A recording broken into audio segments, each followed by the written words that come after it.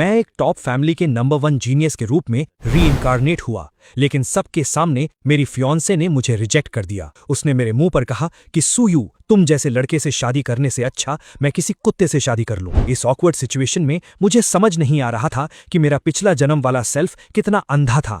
उसने इस अनग्रेटफुल लड़की को पसंद ही क्यों किया? अगर टैलेंट की बात करें तो मैं उससे कहीं ज्यादा आगे था, और फैमिली बैकग्राउंड में तो लिन फैमिली कुछ भी नहीं थी। अगर मैं उसे पसंद नहीं करता तो लिन फैमिली कब की खत्म हो चुकी होती। वो चिल्ला रही थी कि मैं यहाँ कूल बनने की कोशिश ना करूं और उसके सामने दोबारा कभी ना आऊं। उसने कहा कि वो इस एंगेजमेंट को नहीं मानती और मेरा ये चिपकू बिहेवियर उसे डिस्गस्टिंग लगता है। मैंने बोर होकर उससे कहा कि तुम बहुत लाउड हो, थोड़ा शांत रहो। एंगेजमेंट तोड़नी है तो तोड़ दो, इसमें इतना चिल्लाने की क्या जरूरत है? मेरी बात सुनकर वो शॉक रह गई। वहां खड़े भीड़ में लोग आपस में बात करने लगे कि क्या सूयू ने सच में ब्रेकअप एक्सेप्ट कर लिया है? ये क्या हो रहा है? प्लॉट ट्विस्ट कैसे आ गया? एक लड़का तो तुरंत अपने डैड को कॉल करने भाग गया ताकि वो अपनी फैमिली को इस न्यूज के बारे में अलर्ट कर सके। उसने मुझसे कहा कि सिर्फ बातों पर उसे विश्वास नहीं है, क्या मैं स्वेर कर सकता हूं? मैंने भी तुरंत स्वेर कर लिया कि मैं सूयू अब से लिन पांगशी के लिए कोई फीलिंग्स नहीं रखूंगा और कल खुद आकर इस एंगेजमेंट को ऑफिशियल कैंसिल करूंगा। अगर मैंने अपना प्रॉमिस तोड़ा तो मेरा पूरा वजूद मिट जाएगा। उसने कहा कि ठीक है, वो इस बार मेरा विश्वास कर रही है। मैंने अपने आप से सोचा, ये ओवर कॉन्फिडेंट लड़की कितनी बेवकूफ है। स्वेर करने का मतलब ये नहीं कि मैं तुझे, तेरी लिन फैमिली और उस मेन कैरेक्टर को जिंदा छोड़ दूंगा। ओरिजिनल बुक की स्टोरी के हिसाब से मेरा और मेरी सू फैमिली का फेट था कि हमें इस डेस्टिन्ड हीरो के पैरों तले कुचला जाना था, पर अब मुझे अपनी लाइफ आसान और लंबी बनानी थी। इसलिए लिन फैमिली और उस डेस्टिन्ड हीरो दोनों का मरना तय था। तभी मेरे दिमाग में एक आवाज आई, सिस्टम बाइंड कंप्लीट हो गया है। मैंने तुरंत पूछा कि इसके क्या फंक्शंस हैं। सिस्टम ने बताया कि उसका एम मुझे अल्टीमेट डेस्टिन्ड विलन बनाना है और मेरा करंट मेन क्वेस्ट है डेस्टिन्ड हीरो चू फंग को एलिमिनेट करना। ये सब करने पर मुझे मैसिव रिवॉर्ड्स मिलेंगे। मैंने सोचा अगर मैं पूरी लिन फैमिली को डिस्ट्रॉय कर दूं तो हीरो का लक काफी हद तक स्टील हो जाएगा। आखिर मेरी एक्स की लिन फैमिली मेरी सू फैमिली के रिसोर्सेज यूज करके ही तो इस चू फंग को ट्रेन कर रही थी। लिन पांगशी ने एटीट्यूड दिखाते हुए कहा कि अब बातें क्लियर हो गई हैं तो वो जा रही है और कल घर पर मेरा वेट करेगी। उसने मुझे ताना मारा कि मैं प्रॉमिस ना तोड़ूं वरना मारा जाऊंगा। जैसे ही वो मुड़ने लगी मैंने उसे रोका। मैंने कहा कि जब तुम्हें मुझसे और मेरी फैमिली से कोई रिलेशन नहीं रखना तो तुम्हारे हाथ में जो B rank extraordinary alloy weapon है और जो रिंग तुमने पहनी है वो दोनों मुझे वापस कर दो, क्योंकि अब तुम इनके लायक नहीं हो। वो गुस्से से बोली कि सूयू, तुम्हारा क्या मतलब है? क्या तुम गिफ्ट की हुई चीजें वापस मांगते हो? मैंने कॉन्फिडेंटली रिप्लाई किया कि जब तुमने ही कहा कि तुम्हें मुझसे कोई वास्ता नहीं रखना तो मेरी सू फैमिली की चीजें मैं वापस क्यों ना लूं? और वैसे भी मैं तुमसे रिक्वेस्ट नहीं कर रहा हूं। मैंने उसे टॉन्ट किया कि क्या वो सिर्फ फ्री के बेनिफिट्स लेना चाहती है? क्या उसे लगता है कि सू फैमिली को कोई भी बुली कर सकता है? तभी वहां एक नया कैरेक्टर हीरो की एंट्री मारता है और कहता है कि क्या सू फैमिली का यंग मास्टर सिर्फ लड़कियों को बुली करना जानता है। लोगों ने तुरंत उसे पहचान लिया, ये सीनियर ईयर क्लासरूम का चू फेंग था। मैंने उससे पूछा कि उसका लिन पैंगसी के साथ क्या रिलेशन है।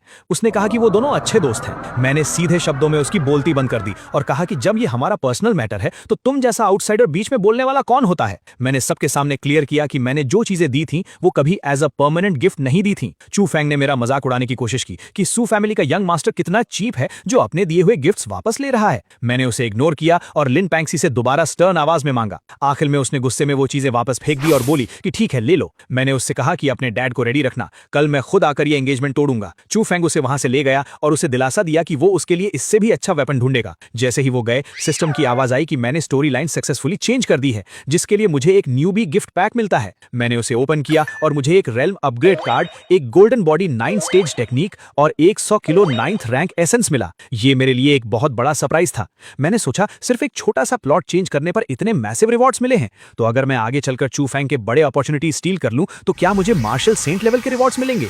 ये सोचकर ही मैं पूरा हाइप हो गया। दूसरी तरफ लिन फैमिली के घर में सीन बिल्कुल अलग था। लिन पैंगसी के डैड उसे डांट रहे थे कि उसने बिना पूछे सूयू से एंगेजमेंट तोड़ने का स्टेप क्यों लिया और वो वहां बस रोने का ड्रामा कर रही थी। उसने अपने डैड से कहा कि आप सूयू से इतना डरते क्यों हैं? वो तो बस अपनी फैमिली की वेल्थ पर उड़ने वाला एक रिच किड है। उसने अपने डैड को याद दिलाया कि वो जल्द ही 8th रैंक पार करने वाले हैं, इसलिए अब उन्हें सू फैमिली के आगे झुकने की जरूरत नहीं है।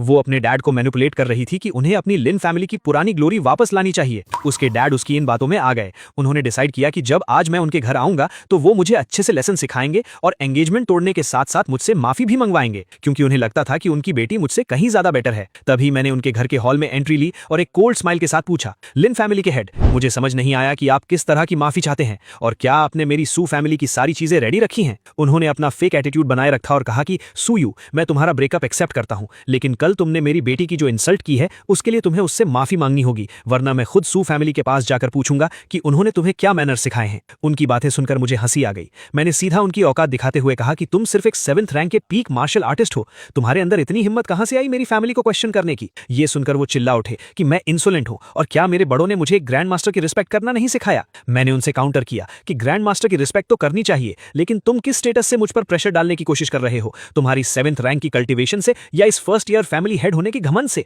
तभी वहां चू फेंग टपक पड़ा और बोला कि सुयू, तुम ग्रैंड मास्टर से ऐसी लैंग्वेज में बात नहीं कर सकते, भूलो मत कि वो पैंशी के डैड हैं। मैंने उसे कंप्लीटली इग्नोर किया। पैंशी चिल्लाकर बोली कि उसकी फैमिली ने एंगेजमेंट तोड़ना एक्सेप्ट कर लिया है, इसलिए अब हमारा कोई रिलेशन नहीं बचा और मैं यहां से जा सकता हूं। मैंने काम आवाज में कहा कि अगर ऐसी बात है तो मेरी सू फैमिली की तरफ से दिए गए सारे एंगेजमेंट गिफ्ट्स मुझे वापस चाहिए। मैंने लिस्ट गिना दी, 20 kilo 8th rank essence, 2 A rank weapons, 3 B rank weapons और कई प्रॉपर्टीज के शेयर्स। ये सब सुनते ही उनके होश उड़ गए, क्योंकि इन सबको वापस लौटाने का मतलब था कि लिन फैमिली की पूरी वेल्थ 70% तक गिर जाएगी। मैंने उनसे पूछा कि क्या उन्होंने मेरा सामान रेडी नहीं रखा।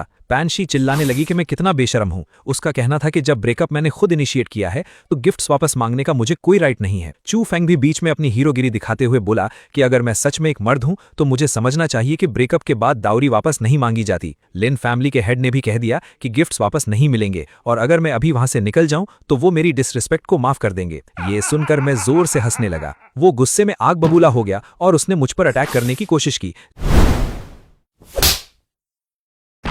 लेकिन अगले ही सेकंड मेरा 5th ग्रैंड अंकल, जो कि एक 9th रैंक का ग्रैंड मास्टर था, वहां अपीयर हुआ और उसने लिन हाउ को वहीं दबा दिया। मैंने कॉन्फिडेंटली कहा, लिन हाउ, तुम बस एक 7th रैंक के मार्शल आर्टिस्ट हो, तुम्हारी हिम्मत कैसे हुई इस यंग मास्टर पर हाथ उठाने की, इसे थप्पड़ मारो। मेरे ग्रैंड अंकल ने उसकी पूरी औकात याद दिला दी कि वो इस चीटी जैसी यूजलेस फैमिली का होकर भी हमारी सू फैमिली के खिलाफ बोल रहा है। लिन हाउ गुस्से और डर में चिल्लाया कि क्या 9th रैंक का ग्रैंड मास्टर रूल्स तोड़ना चाहता है, क्योंकि हाई रैंक एक्सपर्ट्स लो रैंक वालों को मार नहीं सकते। मेरे ग्रैंड अंकल ने स्मर्क करते हुए कहा कि जान से तो नहीं मारेंगे, लेकिन तुम्हें यहां अपने घुटनों पर बैठने पर मजबूर जरूर कर सकते हैं। और अगले ही पल लिन हाउ जमीन पर घुटनों के बल गिरा हुआ था। अपने डैड को घुटनों पर देखकर लिन पैंशी मेरे ऊपर चिल्लाने लगी। उसने कहा कि सुयू, तुम एक नंबर के जर्क हो, मेरे डैड को छोड़ दो वरना मैं जिंदगी भर तुम्हें माफ नहीं करूंगी। चू फेंग वहां आगे आया और हीरो वाले टोन में बोला कि सुयू, तुम सिर्फ अपनी फैमिली के पावर के दम पर दूसरों को बुली करते हो। आज मैं चू फेंग तुम्हें चैलेंज करता हूं, अगर तुम मर्द हो तो मेरा चैलेंज एक्सेप्ट करो। मैंने एक कोल्ड स्माइल के साथ कहा, ठीक है, मुझे तुम्हारा चैलेंज मंजूर है।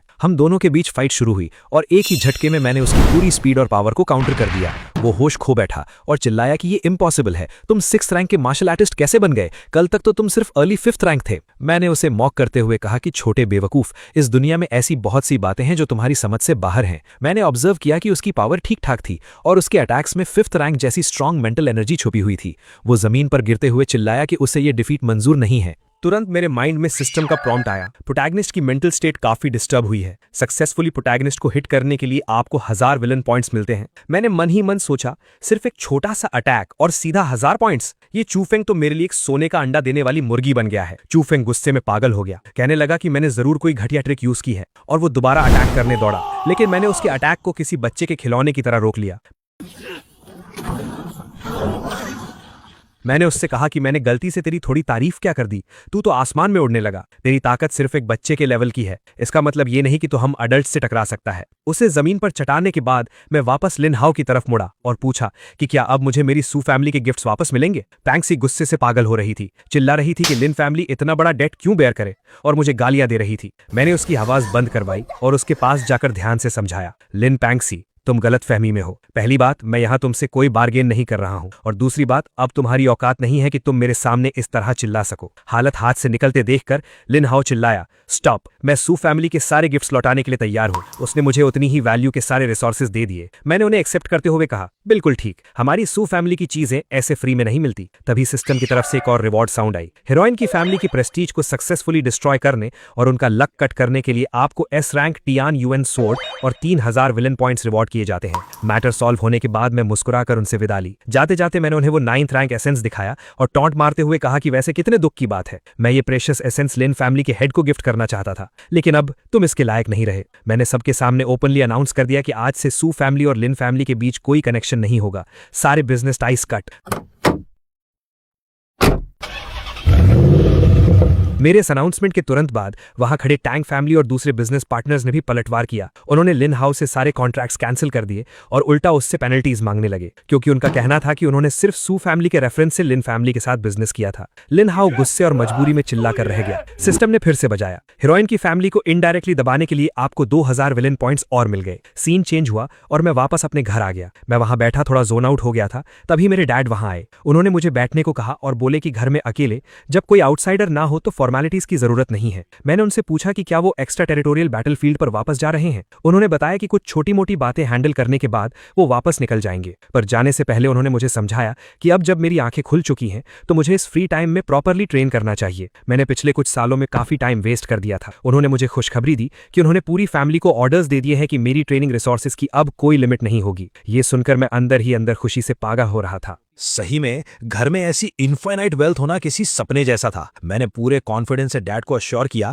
कि इस बार मैं क्योटो मार्शल आर्ट्स यूनिवर्सिटी के ग्रेजुएशन एग्जाम में टॉप पोजीशन लेकर आऊंगा। डैड ने एक प्राउड स्माइल दी और कहा कि अब वो टेंशन फ्री हैं और मुझे लिन फैमिली के बारे में सोचने की कोई जरूरत नहीं है। उन्होंने पहले ही अपने लोगों को उनका सफाया करने का ऑर्डर दे दिया है। जब मैं अकेला था मैंने अपना स्टैट्स पैनल ओपन किया। मुझे पता था कि ये सारे विलन पॉइंट्स सिस्टम की शॉप में काम आएंगे। जब मैंने शॉप चेक की तो वहां ऐसे लेजेंडरी आइटम्स थे जिन्हें देखकर किसी भी हाई लेवल मार्शल सेंट की आंखें खुली की खुली रह जाएं। पर मैं बिल्कुल रिलैक्स था, क्योंकि मुझे पता था कि आगे चलकर चूफंग के पास आने वाली सारी हिडन अपॉर्चुनिटीज को मैं चुरा लेने वाला हूं, तो पॉइंट्स की तो कमी आने ही वाली नहीं थी। मैंने प्लान बनाया कि इन पर थोड़ा और प्रेशर डाला जाए। मैंने अपने एक सबऑर्डिनेट को कॉल किया और ऑर्डर दिया कि मीडिया में ब्रेकअप की खबर स्प्रेड कर दो, लेकिन ट्विस्ट ये डालना कि लिन पैंगशी और चूफंग का चक्कर चल रहा था और लिन फैमिली ओपनली इस चूफंग पर अपना पैसा उड़ा रही थी। उसने तुरंत ऑर्डर एक्सेप्ट किया और जल्द ही हर जगह न्यूज हेडलाइंस बन गई। शॉकिंग, लिन फैमिली की शहजादी ने एंगेजमेंट तोड़ी क्योंकि वो सीक्रेटली किसी और आदमी को स्पॉन्सर कर रही थी। लोग आर्टिकल्स पढ़कर उनका मजाक उड़ाने लगे कि बाहर से इतनी इनोसेंट दिखने वाली लड़की अंदर से इतने गेम्स खेल रही थी। अगले ही दिन लिन पैंगशी गुस्से से भरी हुई मेरे पास आई। वो चिल्ला रही थी कि सूयू, तुम एक नंबर के जर्क हो। तुमने मेरे और चूफंग के बारे में इतनी घटिया बातें फैलाकर मेरा नाम खराब कर दिया है। मुझे आज के आज एक एक्सप्लेनेशन चाहिए। मैंने फुल इनोसेंट होने की एक्टिंग करते हुए उससे पूछा, कैसा एक्सप्लेनेशन? मैंने थोड़ी ना मीडिया से कुछ कहा है। सबको पता है कि हमारा ब्रेकअप लोगों के सामने हुआ था, और वैसे भी जब तुम्हारी एंगेजमेंट मेरे साथ हो चुकी थी तब तुम उस चूफंग के इतना क्लोज क्यों घूमती थी? क्या इसमें तुम्हारी थोड़ी सी भी गलती नहीं है? उसने रोते हुए चिल्लाया कि वो और चूफंग सिर्फ अच्छे दोस्त हैं और लोगों की सोच इतनी घटिया है। मैंने कोल्डली रिप्लाई किया कि लोगों की सोच कैसी भी हो, मुझे उससे क्या फर्क पड़ता है। अब जब हमारा कोई कनेक्शन नहीं बचा है तो तुम मेरी नजरों से दूर हो जाओ। तुम्हें कोई राइट नहीं है यहां आकर मुझसे क्वेश्चंस पूछने का। वो रोने लगी और मुझे कोसने लगी कि वो मुझे कभी माफ नहीं करेगी। मैंने उसकी तरफ देखा भी नहीं और सिंपली गुड बाय कह दिया। वहां आसपास खड़े स्टूडेंट्स उसे और उसके उस अच्छे दोस्त को देखकर बुरी तरह ट्रोल करने लगे। स्टोरी शिफ्ट होती है मेरी यूनिवर्सिटी की तरफ। हमारे टीचर ने अनाउंस किया कि ग्रेजुएशन एग्जाम में अब सिर्फ 9 दिन बचे हैं और हमारी फाइनल क्लोज ट्रेनिंग शुरू हो चुकी है। आने वाले 8 दिनों के बाद हेवनली रैंकिंग डिसाइड की जाएगी। जो भी स्टूडेंट फर्स्ट पोजीशन पर आएगा उसे एक 9th रैंक एसेंस, एक A रैंक एलॉय वेपन, एक pure 9th rank grand master की डायरेक्ट ट्रेनिंग और साथ ही मिलिट्री में एक ल्यूटेनेंट की रैंक दी जाएगी। सेकंड और थर्ड आने वालों को भी 8th रैंक के रिसोर्सेज और सेकंड ल्यूटेनेंट की रैंक मिलेगी। उसी दौरान मैंने चूफंग की तरफ नोटिस किया और उसका ऑरा पहले से काफी अलग लग रहा था। वो ऑलरेडी 5th रैंक के मिड स्टेज तक पहुंच चुका था। मैंने अपने आप से कहा, कमाल है, एक नंबर का डेस्टिन प्रोटैगनिस्ट है ये। कुछ ही दिनों में सीधा एक बड़ा रैंक अपग्रेड कर लिया। उसकी स्पीड बिल्कुल अनरियल थी। मुझे रियलाइज हो गया था कि मैं इस चूफंग को आराम से लेवल अप करने नहीं दे सकता। मुझे उसके आगे आने वाले सारे अपॉर्चुनिटीज और लक को कट करना पड़ेगा। वहीं मीटिंग खत्म होती है और सब डिसबैंड हो जाते हैं। दूसरी तरफ चूफंग जोरों शोर से ट्रेनिंग में लगा हुआ था, पूरा फोकस अपनी ताकत बढ़ाने में, और अचानक उसने एक और ब्रेक थ्रू अचीव कर लिया। वो 5th रैंक के लेट स्टेज में पहुंच गया। उसकी आंखों में एक अजीब सा घमंड था और वो अपने आप से बोला कि अब चाहे 6th रैंक के अर्ली स्टेज वाले सामने आए, वो भी उसका सामना नहीं कर सकते। उसने कसम खाई कि वो मुझे अपने पैरों तले कुचल देगा और अपने उस पहले वाले थप्पड़ का बदला ले। फिर तो जैसे चूफंग बिल्कुल पागल ही हो गया। एक ही दिन के अंदर उसने हेवनली रैंकिंग के नंबर 9 को डिफीट कर दिया। उसने ओपनली अनाउंस किया कि ये नंबर 9 तो सिर्फ एक शुरुआत है। अब वक्त आ गया है कि रैंकिंग का नंबर 1 ये किंग भी अपनी जगह से हटे। उसने ये किंग को चैलेंज किया। पूरा ग्राउंड क्राउड से भरा हुआ था और सब ये किंग को चीयर कर रहे थे।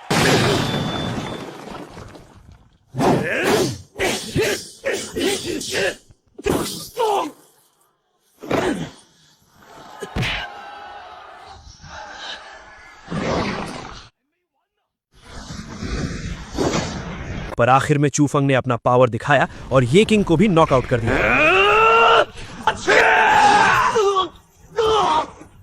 जीतने के बाद वो स्टेज पर खड़ा होकर चिल्लाया कि उसे पता है सब उसको हल्के में लेते हैं और उसे सिर्फ एक टॉय बॉय समझते हैं, लेकिन उसने अपनी पावर प्रूव कर दी है। उसने पूरी आवाज में मुझे चैलेंज किया और कहा कि सुयू, कल शाम 5 बजे अगर तुम मर्द हो तो मुझसे लड़कर दिखाओ। मैं सबको बताऊंगा कि मैं उस लिन पैंगशी के लायक हूं, तुम नहीं। थोड़ी देर बाद मेरा एक दोस्त परेशान हालत में मेरे रूम का दरवाजा पीटने लगा। उसने घबराकर बताया कि यू भाई, अरीना में बहुत बड़ा बवाल हो गया है। चूफंग ने काफी टॉप रैंकर्स को हरा दिया है और अब स्टेज से तुम्हें चैलेंज कर रहा है। मैंने मुस्कुराकर सोचा कि लगता है हमारा हीरो अब लोगों के नीचे रहना पसंद नहीं कर रहा। मैंने कूल वे में कहा, चलो चलकर देखते हैं कि क्या तमाशा चल रहा है। मैं जब अरीना पहुंचा तो वो चूफंग स्टेज पर खड़ा माइक्रोफोन पर बोल रहा था कि अगर मेरे अंदर हिम्मत है तो वो वहां आकर मुझसे लड़े। मैंने स्टेज की तरफ चलकर जाते हुए अपनी लाउड आवाज में कहा, कल तक वेट करने की कोई जरूरत नहीं है, मेरे पास फालतू का टाइम नहीं है। अगर तुमने मेरा सिर्फ एक अटैक झेल लिया तो मैं सू फैमिली को हमेशा के लिए छोड़ दूंगा। क्या तुम्हें यह बेट मंजूर है? चूफंग ने कंफ्यूज होकर पूछा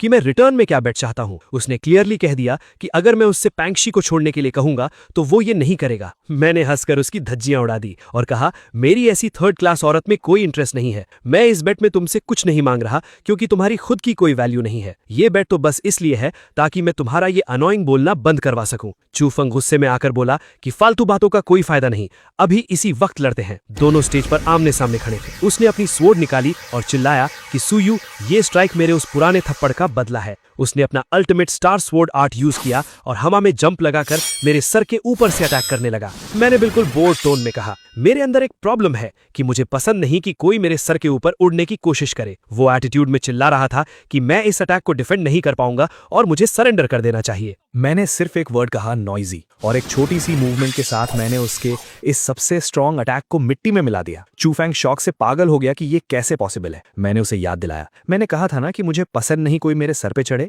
अब मैं सिर्फ एक स्ट्राइक करूंगा, अगर बच गए तो मैं हमेशा के लिए चला जाऊंगा। मैंने अपना हेवनली स्किल यूज किया और उसके ऊपर एक मैसिव प्रेशर ड्रॉप किया। चूफैंग चिल्लाया कि ये इम्पॉसिबल है और उसने अपने सारे अल्टीमेट मूव्स लगाने की कोशिश की, लेकिन एंड में वो बुरी तरह जमीन पर धूल चाट रहा था। आखिर में उसके स्कूल के एक टीचर ने आकर उसकी जान बचा ली। चूफैंग ने थोड़ी शर्म के साथ अपने टीचर से माफी मांगी कि उसने उन्हें डिसअपॉइंट किया है। उसके तुरंत बाद स्कूल के वाइस प्रिंसिपल हान ने आकर मुझे डांटना शुरू कर दिया कि मैं चैलेंज मैच में जान से मारने का अटैक कर रहा था और मैंने रूल्स तोड़े हैं। मैंने सीधे उनकी आंखों में देखते हुए पूछा, मैं जानना चाहता हूं कि मैंने कौन सा रूल तोड़ा है? जहां तक मुझे याद है, रैंकिंग टूर्नामेंट कोई मामूली मैच नहीं है। इसमें ओपनली एंकरेज किया जाता है कि हम अपनी फुल पावर का यूज करें ताकि हमारा ट्रू पोटेंशियल बाहर आए और सामने वाले चैलेंजर को पूरी रिस्पेक्ट मिले। और वैसे भी वहां पर सेफ्टी के लिए मेंटर्स तो मौजूद थे ही, तो क्या अपनी पूरी ताकत से लड़ना अब रूल ब्रेक करना हो गया है? वाइस प्रिंसिपल हान का ईगो हर्ट हो गया और वो चिल्ला पड़े कि सुयू, तुम्हें पता भी है तुम किससे बात कर रहे हो? क्या तुम्हारी फैमिली ने तुम्हें बड़ों की रिस्पेक्ट करना नहीं सिखाया? मैंने स्मर्क करते हुए शांति से जवाब दिया, हमारी सू फैमिली के रूल्स बहुत स्ट्रिक्ट है और हम हमेशा उन सीनियर्स की रिस्पेक्ट करते हैं जो उसके लायक होते हैं, लेकिन उन लोगों के लिए जो एक टीचर के टाइटल को डिजर्व नहीं करते, मैं उन्हें एल्डर मानना जरूरी नहीं समझता। ये सुनते ही हान गुस्से से आग बबूला हो गए और बोले कि वो देखते हैं कि मुझे इतनी हिम्मत कहां से मिली है। उनकी पावर बढ़ती देख मैंने उन्हें डायरेक्टली वार्निंग दे दी। मैंने कहा कि अगर आपने अपनी 8 रैंक की स्ट्रेंथ यूज करके मुझ पर अटैक किया तो अपनी मौत के लिए तैयार रहना। मेरी सू फैमिली किसी पर बिना वजह जुल्म नहीं करती, लेकिन हम किसी से डरते भी नहीं। अगर मेरी कोई मिस्टेक होती तो आप मुझे मार सकते थे और हमारी फैमिली एक लफ्ज नहीं कहती, लेकिन अगर आपने बिना किसी प्रूफ के मुझ पर अटैक किया तो सॉरी टू से, पर हमारी सू फैमिली के सारे मार्शल सेंट्स, 9th रैंक और 8th रैंक के वॉरियर्स आपको मिट्टी में मिला देंगे। वाइस प्रिंसिपल हान जोर से हंसने लगा और बोला कि एक छोटा सा बच्चा पूरी सू फैमिली को रिप्रेजेंट नहीं कर सकता। मैंने भीड़ में खड़े अपने भाइयों की तरफ देखा और पूछा, मेरे भाइयों, अगर इस वाइस प्रिंसिपल ने मुझे बिना किसी रूल तोड़े मार दिया तो तुम लोग क्या करोगे? मेरे इस सवाल पर सभी ने एक साथ शेर की तरह दहाड़ कर कहा कि अगर हमारी फैमिली के किसी भी मेंबर को अन्याय से मारा गया तो पूरी फैमिली अपना सब कुछ लगाकर इस आदमी और इसकी ब्लड लाइन का नामो निशान मिटा देगी। इस धमाके के बीच मेरे सेकंड ग्रैंड अंकल भी वहां आ पहुंचे। उन्होंने अपनी डीप और स्ट्रांग आवाज में कहा कि हान वाइस प्रिंसिपल, मैं भी यहाँ हूँ, मुझे भी सुनना है कि मेरे पोते ने आखिर कौन सा गुनाह किया है। अगर इसने रूल्स तोड़े हैं तो इसे सूली पर चढ़ा दो। सू फैमिली कभी शिकायत नहीं करेगी, लेकिन अगर आप रीजन नहीं दे पाए तो चाहे हमें सेंट ये जैसे लेजेंड से दुश्मनी करनी पड़े, हम आपसे बदला जरूर लेंगे। ये सुनते ही वाइस प्रिंसिपल का पसीना छूट गया। वो थोड़ा स्टटर करते हुए बोला कि ये एक स्कूल है और रूल ब्रेकर्स को पनिश करना स्कूल का राइट है। मैंने डायरेक्ट स्कूल के मेन प्रिंसिपल की तरफ देखा जो वहां आ चुके थे और पूछा कि प्रिंसिपल सर, आप बताएं कि क्या मैंने कुछ गलत किया है। हेवनली रैंकिंग के नंबर 1 ने मुझे चैलेंज किया और एज अ लोअर रैंकर मैंने अपनी पूरी ताकत लगाई। इसमें किस रूल का वायलेशन हुआ है? जब कोई रूल नहीं टूटा तो ये वाइस प्रिंसिपल मुझे किस बात की सजा देना चाहते हैं? प्रिंसिपल ने अग्री किया और वाइस प्रिंसिपल हान को पब्लिक के सामने मजबूर होना पड़ा ये कहने के लिए कि उन्होंने मुझे फॉल्सली अक्यूज किया है और वो माफ मांगते हैं। लेकिन मैंने कोल्डली आंसर दिया कि मुझे आपकी ये सॉरी एक्सेप्ट नहीं है। मेरे ग्रैंड अंकल ने एक ही झटके में हान पर एक बड़ा स्ट्राइक किया। उन्होंने कहा कि मेरी सू फैमिली पर कीचड़ उछालने की कीमत सिर्फ एक नकली माफी से नहीं चुकाई जा सकती और ये थप्पड़ एक मार्शल सेन फैमिली को डिसरेस्पेक्ट करने का नतीजा है। अपने टीचर को पिटता देखकर चू फोंग का हीरो मोड ऑन हो गया। उसने एक ड्रामेटिक लाइन मारी, सू यू, इस दिन को याद रखना, 30 साल नदी के इस पार और 30 साल उस पार। आज तुमने अपनी फैमिली की बैकिंग का फायदा उठाकर मुझे और मेरे टीचर को झुकाया है, पर एक दिन मैं खुद आकर अपने इस इंसल्ट का बदला लूंगा। मैंने बस उसकी इस मूवी जैसी डायलॉग डिलीवरी पर हंस दिया और कहा कि ठीक है बच्चे, तब तक जी जान से मेहनत करते रहना। आखिर में प्रिंसिपल ने स्ट्रिक्टली अनाउंस कर दिया कि इस चैलेंज के ट्रू विनर्स सू यू हैं। प्रिंसिपल ने एक और शॉकिंग खबर सुनाई। उन्होंने अनाउंस किया कि कल रैंकिंग लॉक होने के बाद टॉप 20 स्टूडेंट्स को हमारे 9th रैंक्ड ओल्ड प्रिंसिपल के मार्शल आर्ट्स की लेगेसी को इनहेरिट करने का चांस मिलेगा। ये सुनकर पूरे क्राउड में आग लग गई। सब एक्साइट हो गए क्योंकि एक 9th रैंक्ड ग्रैंड मास्टर की इनहेरिटेंस बाकी सभी आइटम से ज्यादा प्रेशियस थी। फिर प्रिंसिपल ने सेफली और पोलाइटली मेरे फैमिली एल्डर्स को वहां से निकलने का रिक्वेस्ट किया और अश्योरेंस दी कि मेरी सेफ्टी की रिस्पॉन्सिबिलिटी अब उनकी है। उनके जाने के बाद प्रिंसिपल ने वीपी हान को डायरेक्टली वार्न किया कि अपने दिमाग से कोई भी असैसिनेशन प्लान निकाल देना, वरना तुम्हारी मदद कोई मिनिस्टर भी नहीं कर पाएगा। फिर उन्होंने मुझे वापस आकर प्रॉपर्ली रेस्ट लेने को कहा और बताया कि परसों स्कूल के पीछे वाले नर्सिंग होम में गैदर होना है। वापस आते ही मेरे दिमाग में सिस्टम की आवाज गूंजी जिसने मुझे पूरे 15,000 villain points, 10 points heaven and earth power, एक टियानुआन पिल और एक सोल सेवरिंग क्रिस्टल का रिवॉर्ड दिया। ये सब देखकर मेरी खुशी का ठिकाना नहीं था। इस बार तो छप्पर फाड़ कर प्रॉफिट हुआ था। मैंने अपनी अगली स्ट्रैटेजी डिसाइड की। जैसे ही मैं आउटर डायमेंशनल बैटलफील्ड में मार्शल गॉड का ट्रेजर हासिल करूंगा, उस दिन के बाद इस हीरो चू फोंग का इस दुनिया में जिंदा रहने का कोई मतलब नहीं रह जाएगा। रात को मैंने अपना स्टैट्स पैनल ओपन किया। मुझे नेक्स्ट लेवल में कंप्लीटली एक परफेक्ट ब्रेक थ्रू चाहिए था और इसके लिए मेरी फिजिकल कंडीशन पीक पर होनी जरूरी थी। मैंने ब्लड वाइटैलिटी मास्टरी को बूस्ट करने का ऑप्शन सिलेक्ट किया। सिस्टम ने बताया कि मास्टरी को 100% तक बढ़ाने के लिए 2900 पॉइंट्स लगेंगे। मैंने विदाउट हेजिटेशन पॉइंट्स खर्च कर दिए और अचानक मेरी बॉडी में एक अनरियल एनर्जी दौड़ने लगी। तब मुझे समझ आया कि सारे मेन कैरेक्टर्स ब्रेक थ्रू से पहले 90% के ऊपर क्यों रहते हैं। उस अल्टीमेट पावर की फीलिंग ही अलग थी। मेरे ब्रेक थ्रू की एनर्जी इतनी मैसिव थी कि वो एक फिनोमिनन बन गई और बाहर लोगों को नोटिस होने लगी।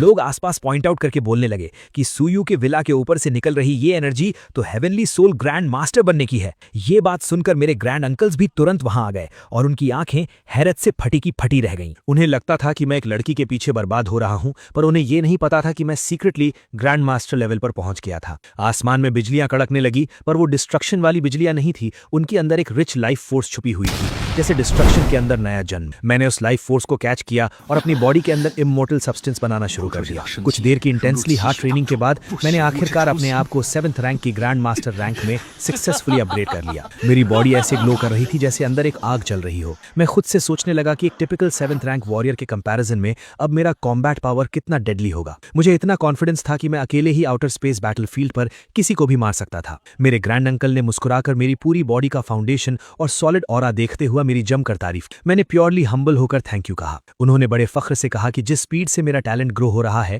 अगली 20 साल में मैं 9th रैंक और 50 साल के अंदर मैं एक फुल फ्लेजेड मार्शल सेंट जरूर बनूंगा। उन्होंने मुझे आराम करने का एडवाइस दिया और फिर से रिमाइंड करवाया कि कल ओल्ड नर्सिंग होम आना मत भूलना। अगले दिन जब मैं उस ओल्ड नर्सिंग होम पहुंचा, प्रिंसिपल हम सबको पुराने रिटायर्ड ओल्ड जाओ के पास ले जा रहे थे। वहां पर बैठे सारे बाकी लेजेंड्स मेरी तरफ पॉइंट आउट करके बातें कर रहे थे कि सू फैमिली की लक कितनी सॉलिड है जो इनके घर एक हेवनली सोल ग्रैंड मास्टर आया। एक एक करके सभी स्टूडेंट्स अंदर जा रहे थे और थोड़ी देर बाद अंदर जाने की बारी मेरी आई। जैसे ही मैं अंदर गया, ओल्ड जाओ ने मुझे आवाज दी और बैठने को कहा। उन्होंने मेरी ताकत देखी और एक सॉफ्ट स्माइल देते हुए बोले, हमारे स्कूल में एक हेवनली सोल ग्रैंड मास्टर आया है, पर अनफॉर्चुनेट रियलिटी ये है कि मेरी ये मार्शल आर्ट्स लेगेसी तुम्हारे नेचर को सूट नहीं करती और उसके लिए मैंने किसी और को सिलेक्ट किया हुआ है। लेकिन एज अ सीनियर मैं तुम्हें किसी भी मार्शल आर्ट टेक्निक के बारे में गाइड कर सकता हूँ। पूछो तुम क्या जानना चाहते हो। मैंने उन्हें डायरेक्टली देखते हुए रिस्पेक्टफुली कहा कि मुझे कोई टेक्निक नहीं चाहिए, मुझे बस उस स्पेसिफिक रूइन यानी उस मिस्टिक खंडर का की चाहिए। क्या आपको उसके सीक्रेट्स पता है? ओल्ड जाओ का चेहरा थोड़ा सीरियस हो गया। उन्होंने उन्होंने कहा कि वो पर्सनली कंफर्म कर सकते हैं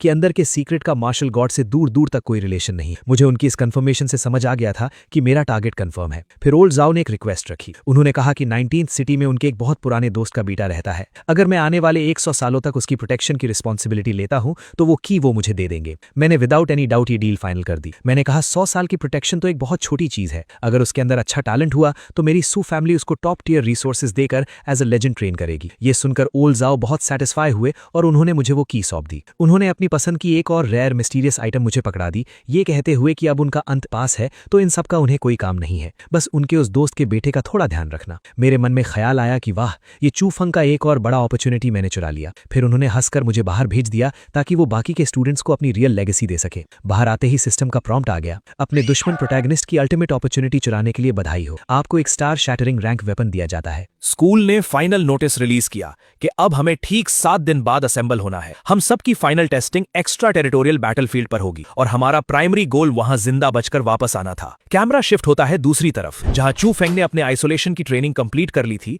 और सीधा लिन फैमिली के दरवाजे पर उनसे मिलने आया। लिन हाओ और उसके मेंबर्स ने उसको वीआईपी की तरह अंदर इनवाइट किया। लिन हाओ ने अपने घर वालों को प्राउडली कहा, देखा, मैं तुम लोगों से पहले ही कह रहा था कि उसको अपना प्रेशियस बी रैंक वेपन देकर मैंने कोई गलती नहीं की। चू फेंग ने बहुत आदर भरे स्वर में कहा कि अगर सू फैमिली की इतनी बड़ी थ्रेट के बाद भी उन्होंने उसका सपोर्ट ना किया होता तो उसका यह अचीवमेंट पॉसिबल नहीं था। फिर उसने लिन पैंगशी की आंखों में देखते हुए कहा, मैं वापस आ गया हूं और अब मेरी सारी जिंदगी सिर्फ तुम्हें प्रोटेक्ट करने में जाएगी, कोई भी तुम्हें दुख नहीं दे पाएगा। वो ब्लश करने लगी। लिन हाओ ने जल्दी से बीच में बोलते हुए उसे बैठने को कहा और रिक्वेस्ट की कि एक्स्ट्रा टेरिटोरियल बैटलफील्ड में वो उनकी बेटी और लिन फैमिली के बाकी स्टूडेंट्स का ध्यान रखें। चू फेंग ने दिल पर हाथ रखकर कहा कि जिस फैमिली ने उस पर इतना बड़ा एहसान किया है वो उन्हें कभी भूल नहीं सकता। इसके बाद चू फेंग ने अपने मास्टर प्लान को रिवील किया। उसने बताया कि कैसे लोग और नॉर्मल स्टूडेंट्स सू फैमिली की गुंडागर्दी और उनके उस एटीट्यूड से नफरत करने लगे हैं जहां वो अपने आप को सभी से ऊपर समझते हैं। चू फेंग ने लिन हाओ को एक स्पेशल अलायंस बनाने का आइडिया दिया जिसमें सारी सेकंड और थर्ड टियर फैमिलीज एकजुट होकर इन टॉप लेवल एलीट्स और सू फैमिली के खिलाफ आउटर बैटलफील्ड में खड़ी होंगी। लिन हाओ खुशी से राजी हो गया और उन अलायंस को असेंबल करने की रिस्पॉन्सिबिलिटी ले ली। पूरा एटमॉस्फेयर काफी पॉजिटिव हो गया और फाइनली लिन हाओ वहां से खिसक गया ये बोलकर कि तुम दोनों यंगस्टर्स कितने दिनों बाद मिले हो तो थोड़ी देर गार्डन में अकेले बैठकर टाइम स्पेंड करो। कुछ दिन गुजरने के बाद हम सबकी यूनिवर्सिटी की team finally extra territorial battlefield की तरफ रवाना हो गई। मैंने अपने आप से मन में डिसाइड कर लिया था कि अब वक्त आ गया है सबको दिखाने का कि एक सच्ची मार्शल सेंट फैमिली की धांसू ताकत क्या होती है। रस्ते में हेड ऑफिसर ने एक लंबा मोटिवेटिंग स्पीच दिया। उसने सबसे कहा कि तुम सब आने वाले ड्रैगन कंट्री के फ्यूचर पिलर्स हो, लेकिन ये बैटलफील्ड बच्चों का खेल नहीं है। यहाँ एलियन रेसेस के एक्सपर्ट से तुम्हारी सीधी टक्कर होगी जिन्होंने मौत को बहुत करीब से देखा है। उसने बताया कि जो लोग इस ब्लड बाथ को सर्वाइव कर लेंगे वो कंफर्म 6th रैंक या 7th रैंक के स्ट्रॉन्ग ग्रैंड मास्टर बनकर लौटेंगे। उसने सबको जिंदा वापस आने की विश दी। कुछ वक्त के ट्रैवल के बाद हम सब आखिर उस मिस्टीरियस जगह the 10,000 year loan city land हुए। वहां पर 9th सिटी के जनरल किन तुओ ने हमारा लाउडली स्वागत किया। उन्होंने बताया कि हमारी बेसिक अकोमोडेशन का इंतजाम कर लिया गया है और सब लोग आराम करने के बाद ठीक 5 बजे प्लाजा के मेन एरिया में इकट्ठे होंगे। वहां जाते हुए बीच रास्ते में हीरो चू फेंग मेरे पास आया और सीधे मुंह बोलने लगा, सुयू, अब हम आउटर स्पेस बैटलफील्ड में आ चुके हैं। यहां पर मैं तुम्हें समझाऊंगा कि आम लोगों की यूनियन में कितनी पावर होती है। तुम जैसा घमंडी रिच किड सिर्फ मनी पर फोकस करता है, पर तुम्हें जनरल पब्लिक और वॉरियर्स की सपोर्ट कभी नहीं मिलेगी। मेरा सबॉर्डिनेट चू फेंग को घूर कर मुझे धीरे से बोला कि बॉस, आखिर लोगों को यह क्यों लगता है कि इन्होंने हमें बॉयकॉट किया है, बल्कि असली रियलिटी तो कुछ और ही है। मैंने स्माइल करते हुए एक ठंडी आवाज में जवाब दिया, शायद इन गधों को अपने ऊपर कुछ ज्यादा ही कॉन्फिडेंस आ गया है। थोड़ी देर में ही चू फेंग ने दूसरी यूनिवर्सिटीज और नॉर्मल फैमिलीज के स्टूडेंट्स से नेटवर्क करना शुरू कर दिया। उसकी नजर मिलिट्री एकेडमी के एक स्टूडेंट फैंग हाओ पर पड़ी। उसने इसके पास जाकर खुद को इंट्रोड्यूस किया कि अगले 4 साल तक हमें मिलकर एक दूसरे की सपोर्ट करनी है। चू फेंग ने तुरंत अपना इमोशनल ड्रामा शुरू कर दिया और मेरा नाम बदनाम करते हुए बोला कि सुयू जो लीडर है वो बस अपनी मार्शल सेंट फैमिली के बेस पर गुंडागर्दी करता है और फोर्सफुली एंगेजमेंट करता है। जब मेरी फ्रेंड ने उसे मना किया तो उसने ना सिर्फ रिश्ता तोड़ा बल्कि उसके डैड को बुरी तरह पीट दिया। इस वजह से सारे स्टूडेंट्स उसके ग्रुप को अवॉइड करते हैं क्योंकि लोग डरते हैं कि उन्हें भी मार दिया जाएगा। उसके पीछे से आकर लिन पैंगशी ने भी रोते हुए झूठ बोला कि मैंने लगातार 7 साल तक उसके पीछे पड़कर उसे तंग किया और जब उसने ना कह दी तो मैंने पावरफुल स्टेटस का यूज करके उसके परिवार वालों के साथ अब्यूज किया। उनका घटिया रोना धोना सुनकर आसपास खड़े और नॉर्मल स्टूडेंट्स प्रोवोक हो गए कि एलीट फैमिलीज स्ट्रीट के क्रिमिनल से भी ज्यादा खतरनाक और घटिया होते हैं। फैंग हाओ ने इनकी सारी एक्टिंग बहुत ध्यान से सुनी। फिर उसने वहां खड़े गुस्से में आग बबूला हो रहे स्टूडेंट्स से एक डायरेक्ट क्वेश्चन पूछा, तो मैं एक बात जानना चाहता हूँ, क्या तुम सबको सच में कभी किसी रिच फैमिली या फिर स्पेशली इन एलीट्स ने तकलीफ दी है, या फिर तुम्हारे पास ऐसी कोई सेम स्टोरी है जो इस लड़की जैसी हो? चू फेंग ने अपना नकली भाईचारा दिखाते हुए फैंग हाउ से कहा कि इन एलीट लोगों के नेचर बहुत एक्सट्रीम होते हैं और तुम्हें धोखेबाजी से सावधान रहना चाहिए। लेकिन फैंग हाउ का एक्सप्रेशन कंप्लीटली चेंज हो गया और उसने एक लाउड और बोल्ड वॉइस में मेरी तरफ देखकर पुकारा, बॉस सू, तो क्या मार्केट में उड़ रही खबरों में आने वाला वो नया टॉय बॉय और आप पर एटीट्यूड दिखाने वाली घटिया औरत यही दोनों हैं? भाई ये तो बिल्कुल परफेक्ट जोड़ी लग रही है। चू फेंग हकलाते हुए बोला कि ये तुम क्या बोल रहे हो और इसका मतलब क्या है? फैंग हाउ एक जबरदस्त हंसी देकर बोला कि मेरा सिंपल मतलब यही है कि मैं तुम पर और तुम्हारी साइड में खड़ी इस फेक औरत पर पूरे दिल से हंस रहा हूं। फिर फैंग हाउ अपनी एकेडमी के बाकी लॉन्डों की तरफ मुड़ा और चिल्लाकर पूछा कि भाइयों और मेरे एकेडमी के सोल्जर्स, मुझे इस एक डाउट का आंसर देना, तुम इन लोगों पर विश्वास करते हो या अपने बॉस सूयू पर? मैंने भीड़ की तरफ कदम बढ़ाते हुए उन्हें उस कुएं के मेंढक की कहावत सुनाई। मैंने उन लोगों की आंखों में झांकते हुए पूछा कि क्या तुम सबको सच्ची में लगता है कि तुम्हारे चंद खोखले शब्दों से पूरी दुनिया को बेवकूफ बनाया जा सकता है? चू फेंग का पसीना निकल गया और वो बोला कि सूयू, आखिर तुमने ये कौन सा नया प्लान तैयार कर लिया है? फैंग हाउ ने अकड़ते हुए जवाब दिया, भूल जाओ कि यहाँ किसी ने गेम खेला है। तुम्हारी और उस लिन फैमिली की रियलिटी की इन्वेस्टिगेशन हम सालों पहले निकाल चुके हैं। अगर हम यहाँ इस आउटर बैटलफील्ड के रूल्स में फंसे ना होते ना, तो हमारे एकेडमी के पूरे 3000 स्टूडेंट्स सिर्फ तुम दोनों से अकेले में चैट करने के लिए सीधा तुम्हारे घर में घुस गए होते। मैंने भीड़ में लाउड वॉइस में कहा, मेरे भाइयों, इन्हें लाउडली बताओ, क्या तुम्हें लगता है कि सूयू किसी के घर में फोर्सफुली घुसकर उसे बुली करता है? पूरे 3000 सोल्जर्स ने एक साथ चिल्लाकर कहा, बिल्कुल नहीं। मैंने उन जनरल स्टूडेंट्स की तरफ उंगली की और पूछा, तो अब बताओ चू फेंग, ये लोग तुम्हारी सिंगल झूठी स्टोरी पर यकीन करेंगे या मेरे इन 2762 हार्ड वर्किंग ब्रदर्स पर? मैंने वापस उन भाइयों से पूछा, क्या तुम्हें मेरी फैमिली के उस हाईएस्ट मार्शल सेंट रैंक से डर लगता है? उन्होंने कहा, कभी नहीं। फिर मैंने डीपली लास्ट सवाल किया, इन बेवकूफ लोगों को बताओ कि जिस शांति भरी जमीन पर ये लोग रोज रहते हैं, जिन शहर में अपने घर वालों के साथ मजे लेते हैं, उन्हें बॉर्डर पर कौन अपने खून से प्रोटेक्ट करता है? सबने एक साथ बोला, हमारे प्राउड मार्शल सेंट्स। मैंने आगे पॉइंट आउट किया कि इस अकेडमी में खड़े इनमें से किसी का भी बाप अमीर नहीं है, ये किसी एलीट फैमिली से बिलोंग नहीं करते। इन सब की स्टोरी बॉटम से शुरू हुई थी।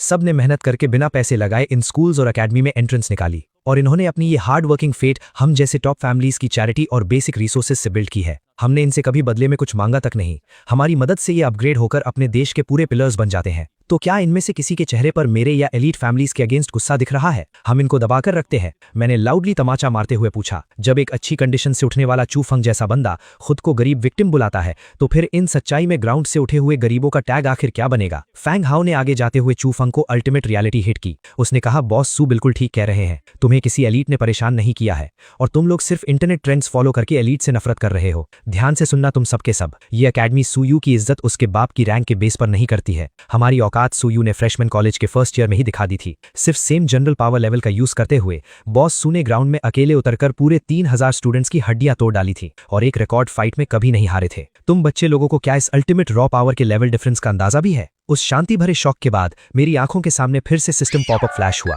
नोटिस, मेन कैरेक्टर चू फेंग की ओवरऑल इज्जत पूरी तरह मिट्टी में मिल गई है। बधाई हो, तुम्हें नए 3000 विलन पॉइंट्स मिलते हैं। इसके साथ एक जुयान पिल का पैकेज भी दिया गया, जिसके एक ट्राई से मेरी current 7th rank grand master power एक छोटे रैंक लेवल अप कर लेगी। मैंने एक चालू हंसी हंसते हुए खुद को बोला कि मैंने इस आलसी भेड़ चू फेंग का फिर से खूब फायदा उठा लिया है। सच में ऐसी छोटी मोटी शीप को जिंदा रखने में अलग ही स्वाद और फायदा है। जब तक इसका पूरा मास फैट लेवल नहीं बढ़ जाता, उसको जिंदा रखने में ही रियल फायदा है। इस हाई वोल्टेज ड्रामा के तुरंत बाद हमारे ऑफिसर जनरल ने ग्राउंड पर आके ऑफिशियल मैसेज पास करना स्टार्ट किया। उन्होंने अपनी स्पीच की शुरुआत में कहा कि ये कैंप एक ऐसी लोकेशन पर स्थित है जो ह्यूमन रेस बाउंड्री के बीच के सेंटर सेक्शन में पड़ता है, इसलिए तुम्हें करंट सेफ्टी अटैक के बारे में डरना नहीं चाहिए। उन्होंने याद दिलाया कि तुम्हारा एक सिंपल मिशन अगले 4 साल जिंदा रहकर ग्रेजुएशन पूरा करना है और दूसरा इंपॉर्टेंट गोल यहाँ पॉइंट्स जमा करना है। 4 साल बाद जिनके पास गिवन नंबर ऑफ पॉइंट्स होंगे उन्हें सक्सेसफुल ग्रेजुएट किया जाएगा। ये सब points direct alien battles win करने, इंपॉर्टेंट रेयर मटेरियल उन्हें जमा करने और जंगल के डेडली बीस्ट्स को मारकर उनके कोर्स लाने से मल्टीप्लाई होंगे। कोई नया रिसोर्स जोन मार्क करने से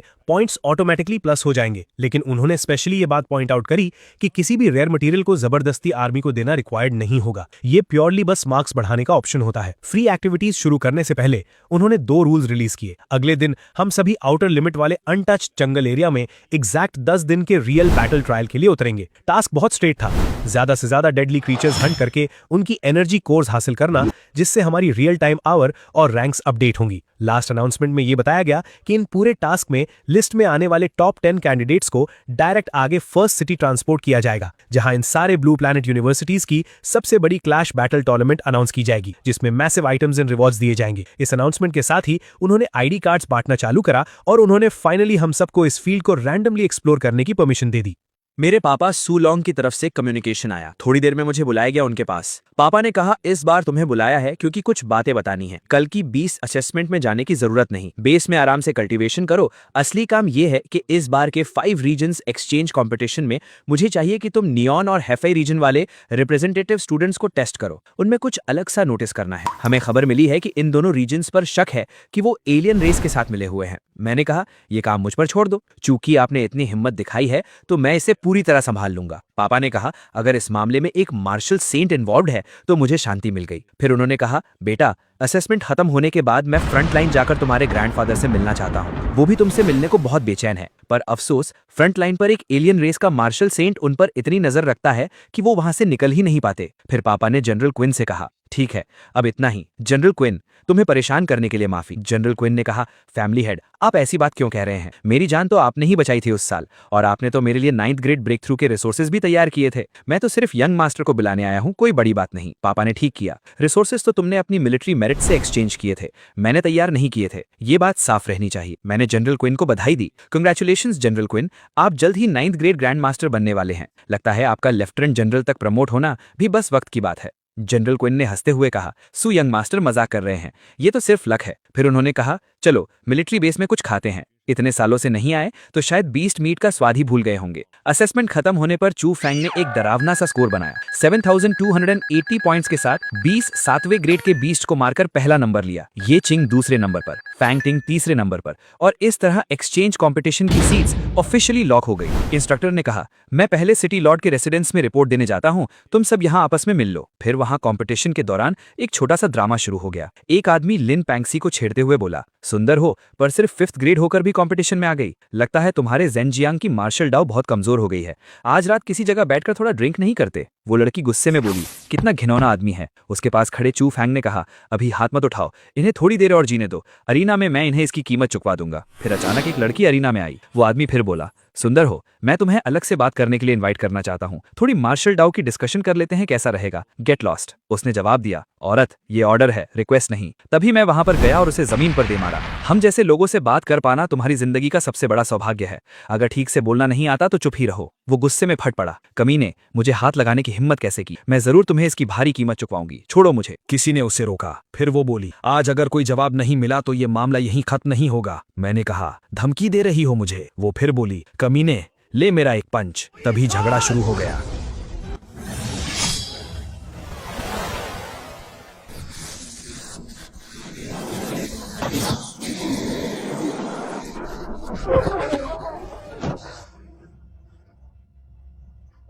जनरल नसाबी ने आकर रोका। क्या तुम सब खुलेआम 5 पैट्स पैक तोड़ने की कोशिश कर रहे हो? अरीना में किसी की जान लेना अलाउड नहीं है। घायल लोगों को वापस ले जाना कोई बड़ी बात नहीं। दूसरी तरफ से जवाब आया, क्या ये सिर्फ चोट लगने की बात है? तुम लोग तो पूरी दुनिया से दुश्मनी करने जैसा बर्ताव कर रहे हो। क्या तुम चाहते हो कि हमारी ड्रैगन नेशन पूरी दुनिया की दुश्मन बन जाए? जवाब मिला, ड्रैगन नेशन तो पैक्ट का पूरा पालन करती है, फिर हम दुनिया के दुश्मन कैसे हो सकते हैं? उन्हें फौरन छोड़ो। चू फैंग ने गुस्से से सोचा, हाँ, वैसे भी पूरे दिन सिर्फ दिखावा करना ही जानते हो। असली बहाना है दिखावा करना। फिर अगला मुकाबला शुरू हुआ। मैच 26, 9 सिटी रिप्रेजेंटेटिव बनाम 36 सिटी। किसी ने कमेंट किया, जनरल यांग को तो मैचेस अरेंज करने का खूब हुनर है। सच में? मैंने मन ही मन सोचा, ये ड्रैगन नेशन वाली लड़की तो किसी पोप की बेटी से भी ज्यादा सेक्रेड लगती है। एक मुकाबले में उस लड़की ने एक ही मूव में विक्ट्री ले ली, कभी दूसरा मूव ही नहीं चलाना पड़ा। कितना कूल है ये। एक भीड़ में किसी ने कहा, यही तो होनी चाहिए असली स्ट्रांग औरत की तस्वीर। इसमें क्या बड़ी बात है? मेरे पास भी इतनी स्ट्रेंथ होती तो मैं भी कर लेता। चू फेंग ने दिलासा दिलाया,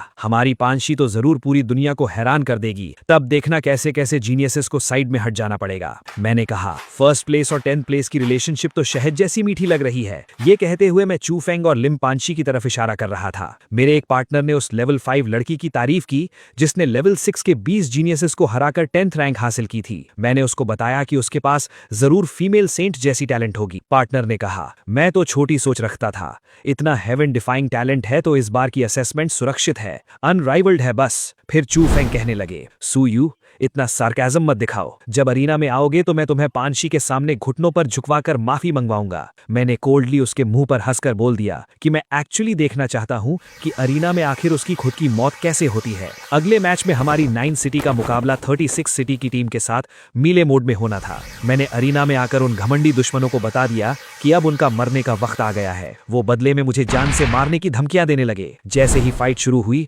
चू फेंग वहां सबका बॉस बनने की एक्टिंग करने लगा और सबको अपनी स्ट्रैटेजी बताने लगा। उसने डिसाइड किया कि दुश्मन के लेवल 6 वाले लोग फिजिकल स्ट्रेंथ में बहुत स्ट्रांग हैं, इसलिए वो अकेले 2 लोगों को रोकेगा और बाकी सब दूसरों को हैंडल करेंगे। ये सुनकर एक लड़के ने उसकी इस बॉसी एटीट्यूड को कंप्लीटली ताना मारा, पर वो आगे बढ़ गया। मैंने चू फेंग को टोकते हुए साफ कह दिया कि मुझे उसकी कोई भी स्ट्रैटेजी सुनने में बिल्कुल इंटरेस्ट नहीं है। मैंने उन ओपोनेंट्स को ललकारा और कहा कि अगर उनमें हिम्मत नहीं है तो जमीन पर घुटने टेक कर भीख मांगे। वो गुस्से में आकर मुझे जिंदा गाड़ने दौड़े। उनमें से एक ने मुझ पर अपनी एक जायंट हड्डी जैसी क्लब से अटैक किया, ये बोलकर कि इस एक स्ट्राइक से ही मेरी हड्डियां टूट जाएंगी। मैंने आगे बढ़कर उसके इतने बड़े वेपन को अपने एक सिंगल हाथ से आसानी से रोक लिया। उसकी पूरी ताकत मेरे सामने एक मजाक लग रही थी। मैंने उसकी आंखों में देखकर उसे बताया कि उसकी ये वेपन मेरे सू फैमिली के छोटे बच्चों के खिलौने से भी ज्यादा बेकार है। मैंने उस हड्डी को एक ही हाथ से क्रश कर दिया, जिसे देखकर उसके होश उड़ गए। वो डर के मारे पीछे हटा, क्योंकि उसको फाइनली समझ आ गया था कि मैं कोई नॉर्मल स्टूडेंट नहीं बल्कि एक ग्रैंड मास्टर हूं।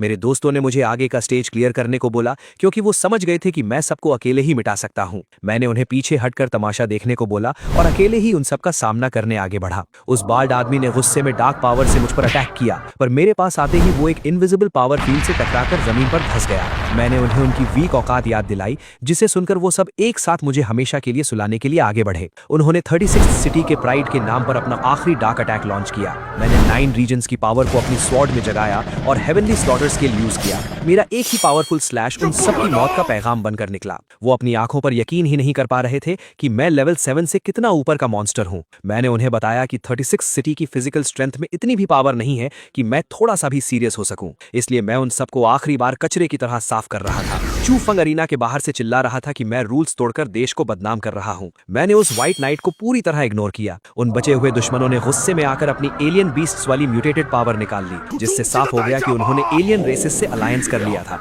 ये उनकी अपनी ताकत नहीं बल्कि इंसानियत के खिलाफ एक बिट्रेयल था। ये देखते ही मेरा गुस्सा बढ़ गया और मैंने हेवनली स्लॉटर की नेक्स्ट वेव से उन सबको एक ही झटके में हमेशा के लिए जमीन में गाड़ दिया।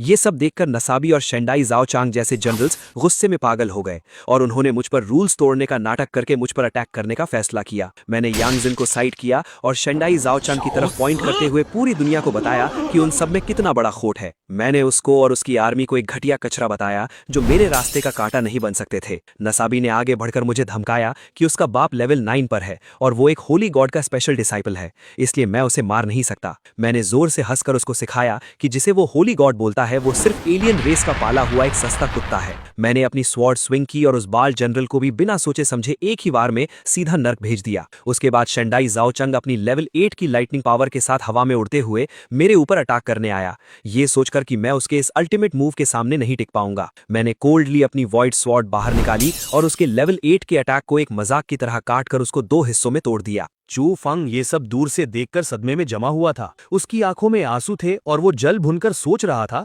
कि उसने इतनी मेहनत की फिर भी वो मुझसे आगे क्यों नहीं निकल पाया, जबकि मैंने उसकी तरह कोई हार्ड ट्रेनिंग भी नहीं की थी। वो अभी भी डिल्यूजन में था कि वो आगे चलकर मार्शल गॉड बनेगा और मुझसे स्ट्रांग हो जाएगा। मेरे बाकी दोस्तों ने आकर मुझे घेर लिया और मेरी प्रेज की। मैंने नीहोंग और 36 सिटी के बचे हुए लूजर्स को ताना मारा कि उनका एलियन मास्टर का प्लान फेल हो चुका है। मैंने जानबूझकर चू फेंग को नीचा दिखाया और उससे वहां का बचा हुआ कचरा साफ करने का ऑर्डर दिया। मैं बाहर निकल गया ये बोलकर कि मैं स्पाइस को ढूंढने जा रहा हूं, पर मेरा असली इरादा चू फेंग का अगला फॉर्च्यून चुराना था। चू फेंग पीछे खड़ा रो रहा था कि ये सारी ग्लोरी और प्रेज उसकी होनी चाहिए थी, पर मैंने उसका चांस छीन लिया। उसकी ऐसी शक्ल देखकर मुझे बहुत सुकून मिल रहा था। चू फेंग अपनी वाइस प्रिंसिपल टीचर हान के साथ जल्दबाजी में एक डार्क फॉरेस्ट से होते हुए एक सीक्रेट रूइन की तरफ भागा, ये सोचकर कि वहां से उसको जरूर कोई गॉड टियर कल्टीवेशन मेथड मिलेगा और वो मुझे अपने पैरों तले दबा देगा। पर उस बेवकूफ को पता नहीं था कि मुझे उसका ये राज पहले से पता था। मैंने अपनी लेवल 9 कल्टीवेशन कार्ड यूज कर ली थी, जिससे मेरे पास लगभग 24 घंटे के लिए प्योर लेवल 9 ग्रैंड मास्टर की ऐसी पावर आ गई थी जिसे कोई हरा नहीं सकता था। मैं उस रूइन के आगे एक डार्क ऑरा के साथ रेड मास्क पहनकर खड़ा हो गया ताकि वो दोनों मुझे पहचान न सके।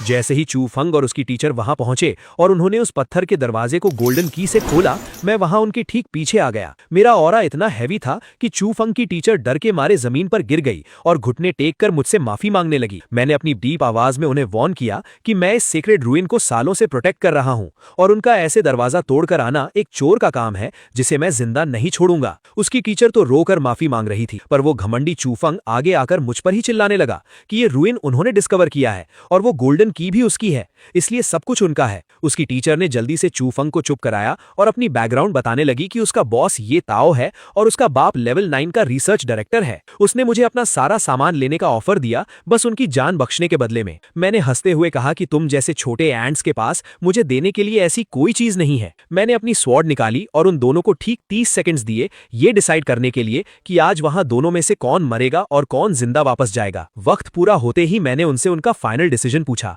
चू फंग की टीचर हान ने बिना डरे चू फंग की जान बचाने के लिए खुद को सैक्रिफाइस करने का हीरोइक फैसला किया, पर दूसरी तरफ उस सेल्फ प्रोक्लेम्ड हीरो चू फंग ने डर के मारे खुद की जान बचाने के लिए उस टीचर को ही मरने के लिए चुन लिया जो उसके लिए अपनी जान दे रही थी। मैंने चू फंग के इस सेल्फिश दोगलेपन पर हंसा और बिना कोई टाइम वेस्ट किए एक सिंगल स्ट्राइक में अपनी स्वॉर्ड उस टीचर की छाती के आर पार कर दी। उस टीचर को आखिरी दम तक यकीन ही नहीं हुआ कि चू फेंग, जिसे वो इतना मानती थी, उसने उसे मरने के लिए आगे कर दिया। मैंने स्वॉर्ड निकाली और उस टीचर की डेड बॉडी जमीन पर गिर गई। मैंने उस रोते हुए चू फेंग को वॉर्न किया कि अगर वो अभी वहां से नहीं भागा तो मैं उसे यहीं जिंदा गाड़ दूंगा। वो इतना बड़ा डरपोक निकला कि बिना पीछे मुड़े वहीं से भाग खड़ा हुआ। मेरा टारगेट एग्जैक्टली यही था कि चू फेंग अकेले सफरिंग में रहे, जिससे मेरा प्लॉट पूरा हो गया। फिर मैं बिना टेंशन के उस रूइन के अंदर चला गया जहां एक गोल्डन ग्लोइंग स्केलेटन ध्यान लगाए बैठा था। वो स्केलेटन पिछले जमाने का मार्शल सेंट नैन शोंग फेंग था। मैंने उसे आवाज लगाई और वो स्केलेटन एक रूह बनकर जग गया और मेरे ऊपर चिल्लाने लगा कि वो सालों से यहां क्यों फंसा हुआ था।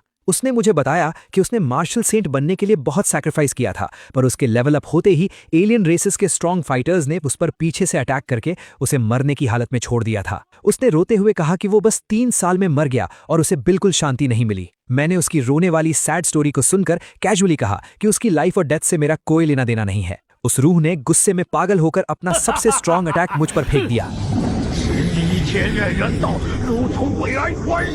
मैंने तुरंत बिना हिले अपना पावर एक्टिवेट किया और ओरिजिन सील स्किल का यूज करके उस लेवल 9 के रूह को एक बबल के अंदर ब्लॉक कर लिया। वो बबल में कैद होकर फाइनली पहचान गया कि मैं स्ट्रॉन्ग सू फैमिली से बिलोंग करता हूं। मैंने स्माइल करते हुए उसको बताया कि उसका गेस्ट ठीक है और मैं उसे अभी मिटाऊंगा नहीं, क्योंकि वो एक बहुत स्पेशल आइटम बनने वाला है। मैंने उससे साफ बता दिया कि उसकी इस फॉर्म का सबसे अच्छा यूज ये है कि वो मेरे पिता सू लॉन्ग को उनका मार्शल सेंट रैंक हासिल करने में एज अ कोर मदद करेगा। मैंने उस चिल्लाती हुई रूह को एक छोटे से शाइनिंग क्यूब में ट्रैप कर लिया और सोचा कि मेरा बाप इस अजीब गिफ्ट से कितना ज्यादा खुश होगा। उसी वक्त सिस्टम ने मेरी स्क्रीन पर बहुत सारे हाई लेवल रिवॉर्ड्स फ्लैश किए, जिसमें एक डार्क ज़ैंग टैंग स्वॉर्ड मुझे मिली। बाउंड्री इंक्रीज कार्ड के साथ मुझे फुल 20,000 विलन पॉइंट्स मिले। चू फेंग और उसकी टीचर के प्लॉट को सक्सेसफुली तोड़ने के कारण सिस्टम ने मुझे एक ज़ैंग सेंग स्वॉर्ड आर्ट और एपिक रैन हुआंग सूत्रा भी रिवॉर्ड किया। मुझे रियलाइज हुआ कि इस टाइम यहाँ आना मेरे लिए कितना बड़ा मास्टर स्ट्रोक था। मुझे होप थी कि ये डबल लॉस चू फेंग के दिमाग को पूरी तरह हिला देगा, जिससे उसकी ग्रोथ रुक जाएगी। अब मेरा फोकस वापस आउटर वर्ल्ड की मेन बैटल पर गया, क्योंकि मेरे लेवल 9 कल्टीवेशन कार्ड का टाइम अभी बचा था। मैं स्मूथली चलते हुए बाहर वापस सिटी के रूइंस में पहुंचा, जहां शेंडाई जाओ कसांग अभी भी हमारे लोगों को टॉर्चर कर रहा था। उसने हंसकर कन्फेस किया कि डोंगदाओ और निहोंग के लोग ह्यूमंस को बिट्रे करके एलियंस की आर्मी में मिल चुके हैं, क्योंकि हम ड्रैगन नेशन के लोगों ने उन्हें आगे बढ़ने नहीं दिया था। उस गद्दार ने एलियन पावर यूज करके अपने राइट आर्म को एक ह्यूज म्यूटेटेड रेड क्लॉ में ट्रांसफॉर्म कर लिया था और मेरे कुछ दोस्तों को हवा में ब्लड स्प्लैटर के साथ क्रश कर रहा था। वो बेशरम जनरल जोर जोर से हंस रहा था और चिल्लाता जा रहा था कि हम ह्यूमंस उसकी इस डार्क एलियन मैजिक को कभी समझ ही नहीं पाए और अब वो हम सबको मारकर एक ब्लड सैक्रिफाइस क्रिएट करेगा। उसकी वो जायंट ऑरा हर तरफ डिस्ट्रक्शन फैला रही थी। मेरे बचे हुए क्लासमेट्स और टीचर्स घबराकर उसे डिफेंड करने की कोशिश कर रहे थे, पर उसकी स्पीड बहुत ज्यादा थी। मैं अपने ब्लैक क्लाउड्स और रेड लाइटनिंग ऑरा के साथ ठीक उसके ठीक सामने आकर खड़ा हो गया। मैंने एक कड़क आवाज में उससे कहा कि एक आउटर स्पेस के भिखारी को हमारी जमीन पर आकर इतना चीखने का कोई राइट नहीं है। उसकी आंखों में मेरे लिए लेवल 9 का फियर ठीक से दिख रहा था। मैंने बस कैजुअली अपनी स्वॉर्ड पर हाथ रखा और उस डार्क लाइटनिंग ब्लेड से एक सिंगल फास्ट स्विंग उसकी तरफ छोड़ी। उस एक स्ट्राइक ने उसकी उस पूरी जायंट म्यूटेटेड आर्म को एक झटके में उसके शरीर से अलग कर दिया। उसकी सारी अकड़ टूट गई और वो रोते हुए मेरे पैरों में गिरकर गिड़गिड़ाने लगा। उसने मुझे लिटरली अपनी सारी प्रॉपर्टी और ट्रेजर्स देने का वादा किया अगर मैं उसे जिंदा छोड़ दूं। वो बोलने लगा कि वो जिंदगी भर मेरा लॉयल कुत्ता बनकर रहेगा। मैंने उसकी इस डेस्परेट एक्टिंग को कोल्डली देखा और कहा कि ठीक है। उसकी इस रिक्वेस्ट में सिंसियर इमोशंस दिख रहे थे, पर मैंने बिना किसी मर्सी के अपना ब्लैक वेव अटैक उस पर अनलीश कर दिया और उसको वही मिट्टी में मिला दिया। बाकी सारे बचे हुए लोग आगे आकर मेरे सामने झुक गए और मुझे एज अ सेवियर थैंक्स बोलने लगे और मेरा असली नाम जानने की डिमांड करने लगे। मैंने इजीली कह दिया कि उन्हें मेरे नाम या पहचान जानने की कोई जरूरत नहीं है। हम सब वहां से अपनी मेन एकेडमी की तरफ निकल गए। मैं जानता था कि इस वॉर का फर्स्ट फेज फाइनली खत्म हो गया है और अब सारे फैक्शंस के लीडर्स बैठकर ये डिसाइड करेंगे कि इन एलियन सपोर्टर्स का आखिरी क्लियरेंस कब और कैसे करना है। मैं वहां से दूर चू फंग को देख रहा था और उसको देखते ही मैं रिलैक्स हो गया, क्योंकि उसकी फेक रोने वाली हालत मेरी जीत का सबूत थी। मेरे एक टीममेट ने मेरे पास आकर हंसते हुए रिपोर्ट दी कि उन म्यूटेटेड नीहोंग एनिमीज का स्टैमिना लिटरली बहुत ज्यादा था और उनके एलियन पार्ट्स को डिस्ट्रॉय करने में बहुत एक्स्ट्रा एनर्जी लग गई थी। उसका मन था कि वो उन लोगों को जल्दी मारने की जगह पहले थोड़ा टॉर्चर करता। मैंने उसको कंप्लीटली अग्री करते हुए बोला कि वाकई हमने उन कचरे वालों को ईजिली मरने दिया। मैंने मुस्कुराते हुए उससे समझाया कि रिलैक्स करो, टेंशन लेने की कोई जरूरत नहीं है। मैंने उससे डायरेक्टली बोल दिया कि जल्द ही मैं उसे पूरी तरह से एंटरटेन होने का एक सॉलिड मौका दूंगा। तभी लिन पैंगशी मेरे पास आई। उसने बड़ी चालाकी और कॉन्फिडेंस के साथ मुझसे कहा कि सुयू, उस एलियन एनिमी का बचा हुआ सारा काम मैं खुद हैंडल कर लेती हूँ। उसका कहना था कि मैं तो पहले ही काफी फेम और ग्लोरी कमा चुका हूँ, तो ये छोटी सी विक्ट्री मैं उसके नाम पर कर दूं। और इसके बदले में उसने बड़ी बेशर्मी से मुझे एक ऑफर दिया। उसने कहा कि अगर मैं ऐसा करूंगा तो वो मेरे पहले किए गए सारे मिस्टेक्स को माफ कर देगी और हम दोनों फिर से पहले जैसे अच्छे टर्म्स पर वापस आ जाएंगे। मैंने एक गहरी सांस ली और उसकी इस बेवकूफी भरी बातों पर मुझे हंसी आ गई। मैंने उसे घूर कर पूछा कि क्या उसे इंसानों की भाषा समझ नहीं आती, या फिर वो बस यहाँ आकर थोड़ी सी अटेंशन और प्रेजेंस फील करना चाहती है। मेरे इतना कहते ही मैं आगे बढ़ा और बिना कोई सोचे समझे मैंने एक जोरदार थप्पड़ उसके चेहरे पर जड़ दिया। थप्पड़ इतना जोर का था कि वो सीधा जमीन पर जा गिरी। ये सब देखकर चू फंग गुस्से से आग बबूला हो गया। उसने चिल्लाते हुए कहा, सुयू, तुम्हारी इतनी हिम्मत कैसे हुई? पीछे से किसी ने कहा, चू फंग कुछ मत करो, नहीं तो तुम सीरियसली रूल्स को क्रॉस कर दोगे। रूल्स? चू फंग ने कहा, इस वक्त और इस जगह पर यह सब कुछ बस मार्शल आर्ट्स के बीच का एक छोटा सा स्पार है, इससे ज्यादा कुछ नहीं। चू फंग ने अपनी मुट्ठी कसी और स्पीड से आगे बढ़ा, गरजते हुए कहा, सुयू, आज मैं और मेरे फादर तुम्हें इसकी सही कीमत चुकाना सिखाएंगे। तभी मैंने अपना पावरफुल अटैक लॉन्च किया। मेरे एक ही पंच ने उसे हवा में बुरी तरह से उड़ा दिया। वो चाहे कितना भी एरोगेंट और कॉन्फिडेंट क्यों ना हो, मेरे इस रॉ अटैक के सामने उसकी कोई औकात नहीं थी। वो जमीन पर बुरी तरह क्रैश हुआ और उसके मुंह से खून निकलने लगा। मैं उसके पास चलकर गया और ब्रूटली अपना पैर उसके चेहरे पर रखकर उसे जमीन में दबा दिया। चू फंग दर्द से चिल्लाते हुए अग्रेसिवली कहा, सुयू, तुम्हारी इतनी हिम्मत कैसे हुई मुझे इस तरह ह्यूमिलिएशन देने की? मुझे छोड़ दो। तभी लिन पैंगशी रोते हुए दौड़कर मेरे पास आई। वो लगातार प्लीज कहने लगी और मुझसे पूछने लगी कि मैं चू फंग की डिग्निटी को इस तरह अपने पैरों तले क्यों क्रश कर रहा हूं। उसने रोते हुए कहा कि क्या उसका मुझसे माफी मांगने काफी नहीं है। मैंने एक एक्सट्रीम कोल्ड लुक के साथ उसकी तरफ देखा और पूछा, तुम्हारी औकात ही क्या है और तुम्हारा लेवल क्या है कि तुम यहां आकर डायरेक्टली मुझसे सवाल कर सको? मैंने एक शार्प एनर्जी वेव से उसे झटके से पीछे फेंक दिया। वो जमीन पर गिरते हुए और जोर से रोना और चिल्लाना शुरू कर दिया।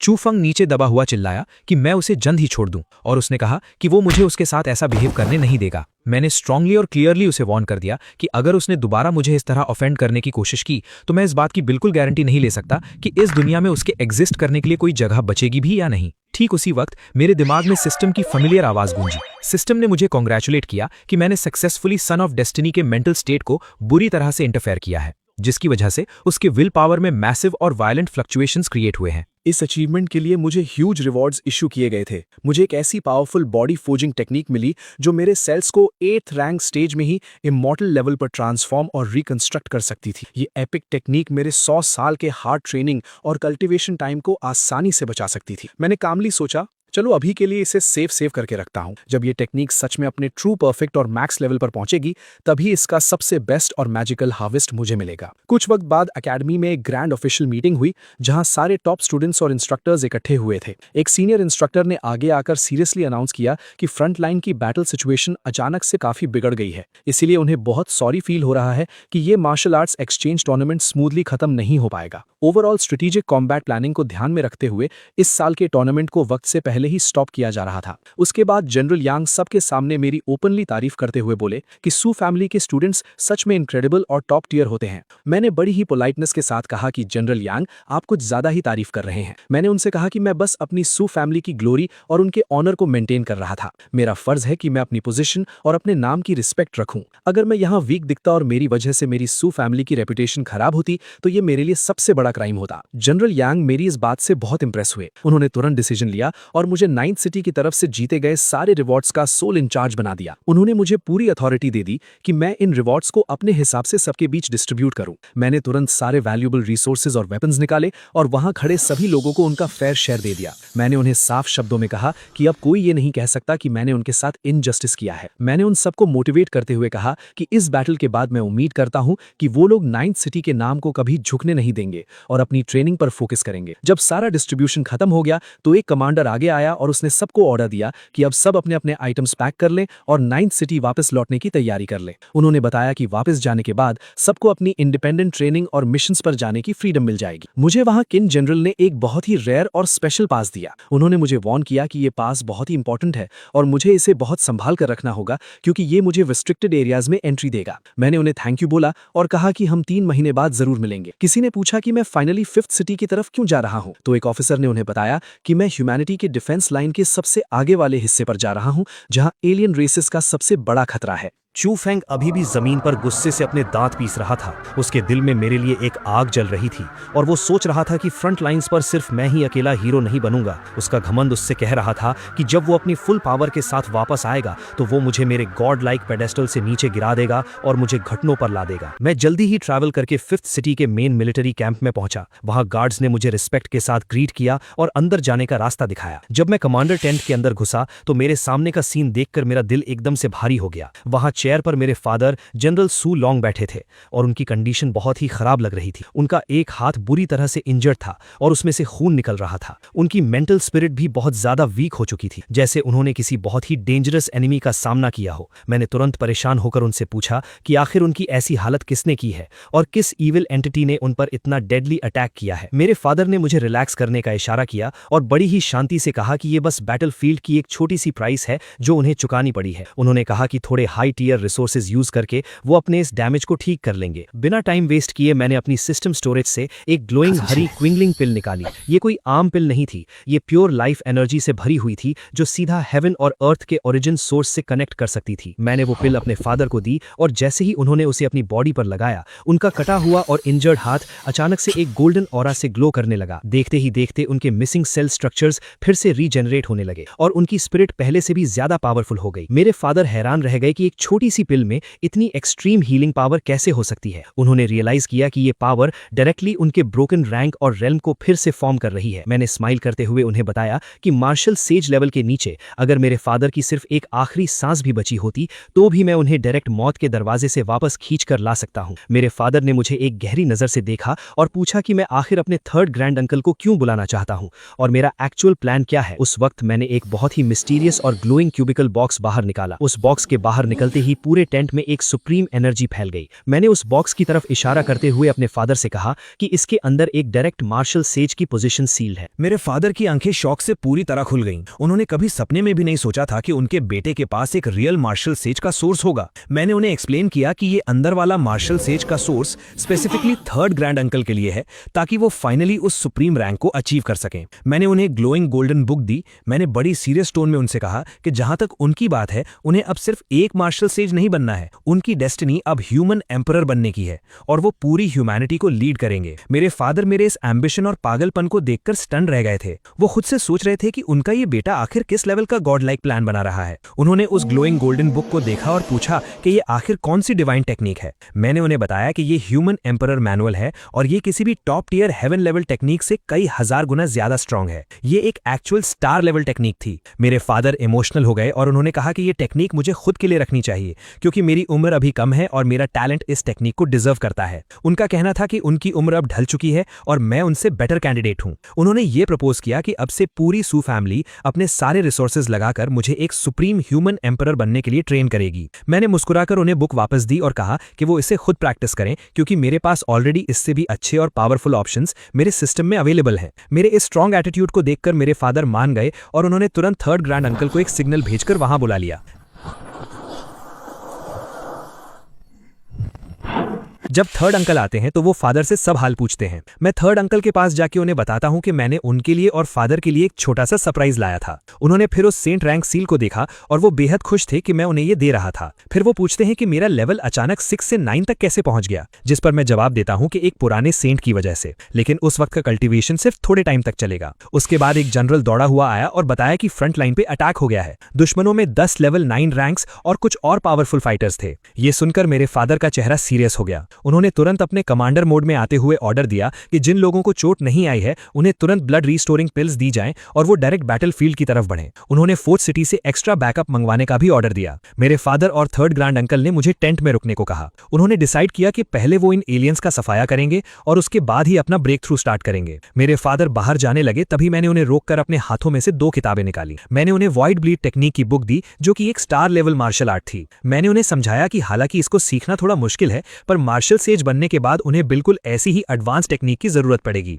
थर्ड ग्रैंड अंकल थोड़ा परेशान थे क्योंकि दुश्मनों की गिनती 10 लेवल 9 एलियंस की थी और उन्हें डर था कि ये थोड़ा रिस्की हो सकता है। पर मैंने अपने फादर की तरफ देखकर फुल कॉन्फिडेंस से कहा कि अगर वो सच में इस दुनिया के ह्यूमन एम्परर बनना चाहते हैं तो मैं अपनी पावर से उन्हें इतना डिवाइन बिलीफ और एलियन फेथ प्रोवाइड करूंगा कि वो बिना किसी प्रॉब्लम के सीधा सेज रैंक को क्रॉस कर जाएंगे। ये सुनकर मेरे फादर के अंदर का वॉरियर जाग उठा और वो अपनी सोर्ड के साथ टेंट से बाहर निकल पड़े। बाहर का नजारा सच में किसी नर्क से कम नहीं था। हर तरफ आग लगी हुई थी और आसमान धुएं से काला हो चुका था। हमारे ह्यूमन सोल्जर्स उन डिस्गस्टिंग एलियन से भिड़ रहे थे जो रात के अंधेरे का फायदा उठाकर स्टेल्थ अटैक करने आए थे। सामने से कुछ एक्सट्रीमली मस्कुलर और जायंट रेड स्किन वाले एलियन मॉन्स्टर्स आगे आए। उन्होंने एरोगेंट आवाज में चिल्लाते हुए कहा कि आज रात वो ह्यूमन रेस की इस 5th सिटी को मिट्टी में मिला देंगे और इस पर उनका ही राज होगा। उनका लीडर जोर जोर से हंस रहा था और ह्यूमन फोर्सेस को मॉक कर रहा था कि हमारी सिटी का कमांडर ऑलरेडी उनके एलियन सेज गॉड के हाथों अपना एक हाथ गंवा चुका है और अब हमारे पास कोई भी पावरफुल डिफेंडर नहीं बचा है। उसने चैलेंज किया कि आज सारे इंसान मारे जाएंगे। तभी मेरे फादर सूलोंग किसी देवता की तरह आसमान से प्रकट हुए। उनकी बॉडी एक ग्लोइंग ऑरा से कवर थी और उनका जो हाथ एलियन ने काटा था वो कंप्लीटली फाइन था और उसमें एक इंटेंस फायर एनर्जी दौड़ रही थी। उन एलियन लीडर्स की आंखें उन्हें देखकर बाहर आ गई। उन्हें समझ नहीं आ रहा था कि ये इंसान ठीक कैसे हो गया। मेरे फादर ने बड़े ही ठंडे और खतरनाक ढंग से उन्हें देखा और कहा कि आओ आके मेरी सिटी लेने की कोशिश करो। उन्होंने सबसे स्ट्रॉन्ग एलियन की तरफ पॉइंट करके कहा कि इन सभी लेवल 9 एलियंस को वो अकेले हैंडल करेंगे और बाकी सोल्जर्स सिर्फ लेवल 8 वालों को देखेंगे। एक जनरल ने मेरे फादर को रोकने की कोशिश की क्योंकि उनकी इंजरी अभी थोड़ी देर पहले ही हील हुई थी, पर मेरे फादर ने फुल कॉन्फिडेंस में उसे पीछे हटने को ऑर्डर दिया। वो रेड स्किन वाला एलियन कमांडर बहुत गुस्से में आ गया। उसने चिल्लाया कि आज वो मेरे फादर सूलोंग का सारा पुराना और नया हिसाब बराबर कर देगा और उनका खून पी जाएगा। उसने अपने सारे लेवल 9 कंपेनियंस को ऑर्डर दिया कि सब एक साथ मिलकर मेरे फादर पर अटैक करें ताकि हमारी ह्यूमन रेस कंप्लीटली हेल्पलेस हो जाए। उन्होंने मिलकर एक massive dark energy blast release किया, पर मेरे फादर अब पहले वाले सूलोंग नहीं थे। उन्होंने बस अपनी सोर्ड को मजबूती से पकड़ा और अपनी नई star level technique void blade second form savouring the Galaxy को एक्टिवेट किया। एक ही फ्लैश में एक मैसिव व्हाइट और गोल्डन एनर्जी स्लैश आसमान को चीरता हुआ आगे बढ़ा। उस स्लैश के अंदर इतनी डिस्ट्रक्टिव ताकत थी कि उसने हवा में एक वैक्यूम क्रिएट कर दिया और एक ही सेकंड में उस रेड एलियन लीडर समेत बाकी लेवल 9 एलियंस को उनके वेपन्स के साथ 2 टुकड़ों में काट के रख दिया। उनकी बॉडीज ब्लास्ट हो गई और खून की बारिश होने लगी। वो dark energy attack completely shatter हो गया। वो एलियन लीडर जमीन पर गिरा और मरने से पहले हैरानी से चिल्ला रहा था कि ये इम्पॉसिबल है। एक नॉर्मल इंसान इतना पावरफुल और डोमिनेंट कैसे हो सकता है जब तक कि वो एक एक्चुअल सेज गॉड न बन गया हो। मेरे फादर उसके पास चले गए और बड़े काम टोन में उसके मुंह पर थूकते हुए बोले कि हालांकि वो अभी तक मार्शल सेज नहीं बने हैं, पर उन जैसी वीक मुर्गियों और कीड़े मकोड़ों को क्रश करने के लिए उन्हें कोई एक्स्ट्रा ऑर्डिनरी पावर की जरूरत नहीं है। वो एलियन अभी भी एरोगेंट था और बोल रहा था कि 2 दिन के अंदर उनकी एलियन रेस के 2 नए सेज गॉड्स यहां आएंगे और सारी ह्यूमन रेस को जिंदा जला देंगे। मेरे फादर ने उसके बाकी बचे सिर को काटते हुए कहा कि उन्हें पहले नरक में जाकर वेट करना चाहिए, क्योंकि बहुत जल्द उनके वो सेज गॉड्स भी वहीं आने वाले हैं। आसपास खड़े ह्यूमन सोल्जर्स इस God like display of power को देखकर पागल हो गए थे। वो जोर जोर से चिल्लाने लगे कि उनके सिटी लॉर्ड सच में इनविंसिबल हैं और उनकी पावर डायरेक्टली हेवेंस को छू रही है। सोल्जर्स कंटिन्यूसली चेंगजू वान सुई, चेंगजू वुडी का नारा लगाने लगे। तभी मेरे फादर के आसपास का एनवायरनमेंट कंप्लीटली बदल गया। एक प्योर और सेक्रेड ऑरिजिन लाइट आसमान से नीचे आई और उनकी बॉडी के आसपास एक मैसिव गोल्डन फैंटम ड्रैगन घूमने लगा। ये वो प्योर ह्यूमन एम्परर की ऑराज थीं और मार्शल आर्ट्स का एक्सट्रीम लेवल था। मैं दूर से ये सब देख रहा था और मेरे फेस पर एक सैटिस्फाइड मुस्कान आ गई। मुझे फाइनली पता चल गया था कि मेरे फादर ने सक्सेसफुली मार्शल सेज के रेल्म में एंटर कर लिया है। मेरे फादर ने आसमान में उड़ते हुए एक डोमिनेंट आवाज में सारे सोल्जर्स को ऑर्डर दिया कि अब टाइम आ गया है फ्रंट लाइंस को एडवांस करने का। उन्होंने ऑर्डर दिया कि आसपास के 3000 मील का सारा एरिया अब ह्यूमैनिटी की टेरिटरी है और उन्होंने सबको अटैक करने का कमांड दे दिया। रात भर उस बैटलफील्ड पर सिर्फ एलियंस की लाशें बिछी थी। जब दिन निकला तो एक सोल्जर ने मेरे फादर को आकर मिलिट्री रिपोर्ट दी कि उन्होंने सभी टारगेट्स को क्लियरली वाइप आउट कर दिया है और एलियंस के मैसिव वेपन्स और रिसोर्सेज कैप्चर कर लिए। उन्होंने कई रेयर मिनरल माइंस पर भी कब्जा कर लिया था। मेरे फादर ने तुरंत ऑर्डर्स पास किए कि बाकी सिटीज और टॉप फैमिलीज को बुलाकर इन मिनरल स्पॉट्स को उनके साथ बांट लिया जाए और जो छोटे मोटे रिसोर्सेज कैप्चर हुए थे वो 5th सिटी के उन सभी ब्रेव सोल्जर्स में डिस्ट्रीब्यूट करने को कहा जिसने बैटल में अपनी जान की बाजी लगाई थी। सारे सोल्जर्स खुशी और रिस्पेक्ट से उन्हें देख रहे थे, जबकि दूसरी तरफ मैं इस एनवायरनमेंट से थोड़ा दूर एक आइसोलेटेड जंगल एरिया में अकेला था। मेरा माइंड अलग ही कैलकुलेशन कर रहा था। मुझे एहसास हो गया था कि अगर मुझे हेवन डिफाइंग बैटल्स लड़नी है और अपने आप को टॉप पर मेंटेन रखना है तो मुझे फोर्सफुली अपने डेस्टिनी विलन सिस्टम में से और विलन पॉइंट्स कमाने होंगे और खुद को कंटिन्यूसली अपग्रेड करना होगा, वरना फ्यूचर के हाईएस्ट टीयर डेथ मैचेस में मेरी एग्जिस्टिंग पावर जल्द ही फेल हो जाएगी। मैं खुद पर थोड़ा हंस रहा था कि मैंने आज कितना बड़ा गैम्बल खेला है। मैंने अपनी मुट्ठी कसकर एक डिवॉनिक एनर्जी का ऑर्ब अपने हाथों में महसूस किया। मैंने अपने सिस्टम स्टोर को ओपन किया और वहां से एक ही हुआ जी जाई तियान मोजिंग नाम का एक स्पेशल लिमिटेड टाइम सेल वाली सुप्रीम आइटम परचेज की। वो एक ब्लैक डेमोनिक बुक मेरी इन्वेंट्री से मेरी बॉडी में आ गई और मेरी स्किन के ऊपर से पर्पल लाइटनिंग्स निकलने लगी। मेरी आंखों के अंदर उस सिस्टम की वजह से एक खून जैसी लाल ग्लो आ गई। एक मैसिव डार्क घोस्ट फैंटम मेरे पीछे खड़ा हो गया था। मैंने एक गहरी सांस ली और अपने चेस्ट में एक पावरफुल डेमोनिक हार्ट की बीट को फील किया। मैं समझ गया था कि चाहे मेरी ओरिजिन या बैकग्राउंड कुछ भी हो, पर कोई भी सुपरनैचुरल पावर मेरे स्टेप्स को रोक नहीं सकती। मैं जोर से आसमान की तरफ देखकर हंसा और मैंने प्रॉमिस किया कि अगर हेवन मुझे इस पूरे यूनिवर्स का हीरो और प्रोटैगनिस्ट बनने का हक नहीं देता तो मुझे कोई इशू नहीं है। मैं इस सारे हेवन और अर्थ का सबसे टेरिफाइंग और अनमैचेबल डेस्टिनी विलन बनूंगा, जिसके आगे सारे सन ऑफ डेस्टिनी अपने घुटने टेकेंगे। मुझे फ्रंट लाइन से लाखों लोगों के चैंट्स सुनाई दे रहे थे और मैं क्लियरली फील कर पा रहा था कि मेरे फादर का मार्शल सेज में ब्रेक थ्रू करना एलियंस को बर्दाश्त नहीं होगा और वो एक बहुत बड़ा हमला करेंगे। उन्होंने रिपोर्ट दी कि करीब 60 लेवल 9 एक्सपर्ट्स ऑलरेडी आ चुके हैं और बाकी रास्ते में हैं। उन ऑफिशियल्स ने तय किया कि आज रात वो मेरे फादर को प्रोटेक्ट करने के लिए फ्रंट लाइंस पर अपनी जान की बाजी लगा देंगे। पर तभी आसमान का रंग बदल गया। एलियंस के 5 मार्शल सेज लेवल के गॉड्स एक साथ आसमान फाड़कर आ गए। वो मेरे फादर के ब्रेक थ्रू को रोकने आए थे। उन एलियन गॉड्स ने धमकी दी कि अगर इंसानों ने मेरे फादर को उनके हवाले नहीं किया तो वो आज पूरी ह्यूमन रेस को जड़ से मिटा देंगे। ये सब जब हो रहा था, मेरा अपना लेवल 8 का ब्रेक थ्रू भी कंप्लीट हो गया था। मैंने सोचा कि अब वक्त आ गया है बाहर निकलने का। मेरी सू फैमिली जल्द ही 3 मार्शल सेजेस वाली फैमिली बनने वाली थी। मैंने अपने शैडो स्टेप्स यूज किए और सीधा 5th सिटी के मेन गेट के बाहर वाले जंगल टेरिटरी में आ गया। वहां मैंने देखा कि कुछ ह्यूमन सोल्जर्स बुरी तरह फंस गए थे और दर्जनों red skin giant level 8 aliens उन्हें मारने वाले थे। मैं सीधा उन एलियंस के बीच में एंटर हो गया। मैंने अपने सैनिकों से कहा कि वो पीछे हट जाएं, क्योंकि ये एरिया बहुत डेंजरस है। मैं अभी एलियन गॉड्स के साथ तो नहीं लड़ सकता था, पर इन लेवल 8 एलियंस को तो मैं स्नैक की तरह खा सकता था। मैंने अपनी वॉइड एनर्जी को स्वॉर्ड में इन्फ्यूज किया और उन घमंडी एलियंस पर टूट पड़ा। एक ही स्ट्राइक और सीधा खेल खत्म। मेरा ब्लैक ब्लेड उनके सीने को फाड़ता हुआ बाहर निकल आया। बाकी एलियन मॉन्स्टर्स को समझ ही नहीं आया कि ये क्या हुआ।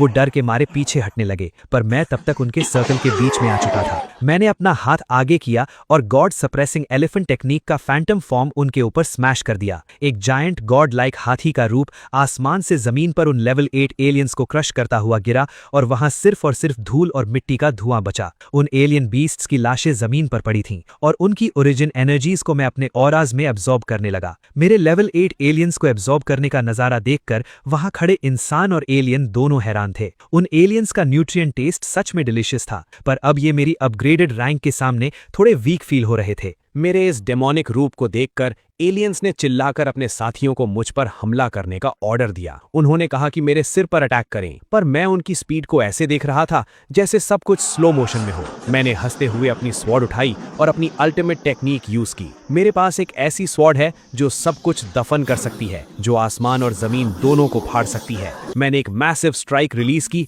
जिसने उस पूरे एरिया को एक डेथ डोमेन में बदल दिया। एलियंस चीखते हुए मरने लगे। ह्यूमन सोल्जर्स इस गॉड लाइक डिस्प्ले को देखकर जोर जोर से सू शाओ जू वू डी चिल्लाने लगे। उनका जोश आसमान छू रहा था और उन्होंने मेरे पीछे पीछे आकर बचे हुए एलियंस को काटना शुरू कर दिया। तभी वहां छुपकर एक एलियन प्रिंस मेरी तरफ डर के मारे देख रहा था। उसने जब अपना रास्ता क्लियर नहीं पाया तो वो मेरे सामने भीख मांगने लगा। उसकी आंखों में डर और पैनिक भरा था। उसने रोते हुए चिल्लाया कि उसकी जान बख्श दूं क्योंकि उसके फादर एक एक्सट्रीम लेवल के सेज गॉड हैं और अगर मैंने उसे मारा तो उसके फादर पूरी ह्यूमन रेस को डिस्ट्रॉय कर देंगे। उसका ये बकवास कॉन्फिडेंस देखकर मेरी हंसी छूट गई। मैंने उसके मुंह पर एक जोरदार लात मारी और उसे ग्राउंड में प्रेस कर दिया। मैंने हंसते हुए और एरोगेंट टोन में उससे कहा कि तुम क्या सोचते हो कि सिर्फ तुम्हारी एलियन रेस के पास ही सेज लेवल एक्सपर्ट्स हैं? मैंने उसकी आंखों में देखा और बड़ी कोल्डली उसे कंप्लीटली एक्सटिंग्विश होने का ऑर्डर दिया। उसने रोने की पूरी कोशिश की, पर मैंने अपनी स्वॉर्ड का एक स्विफ्ट हॉरिजॉन्टल स्विंग किया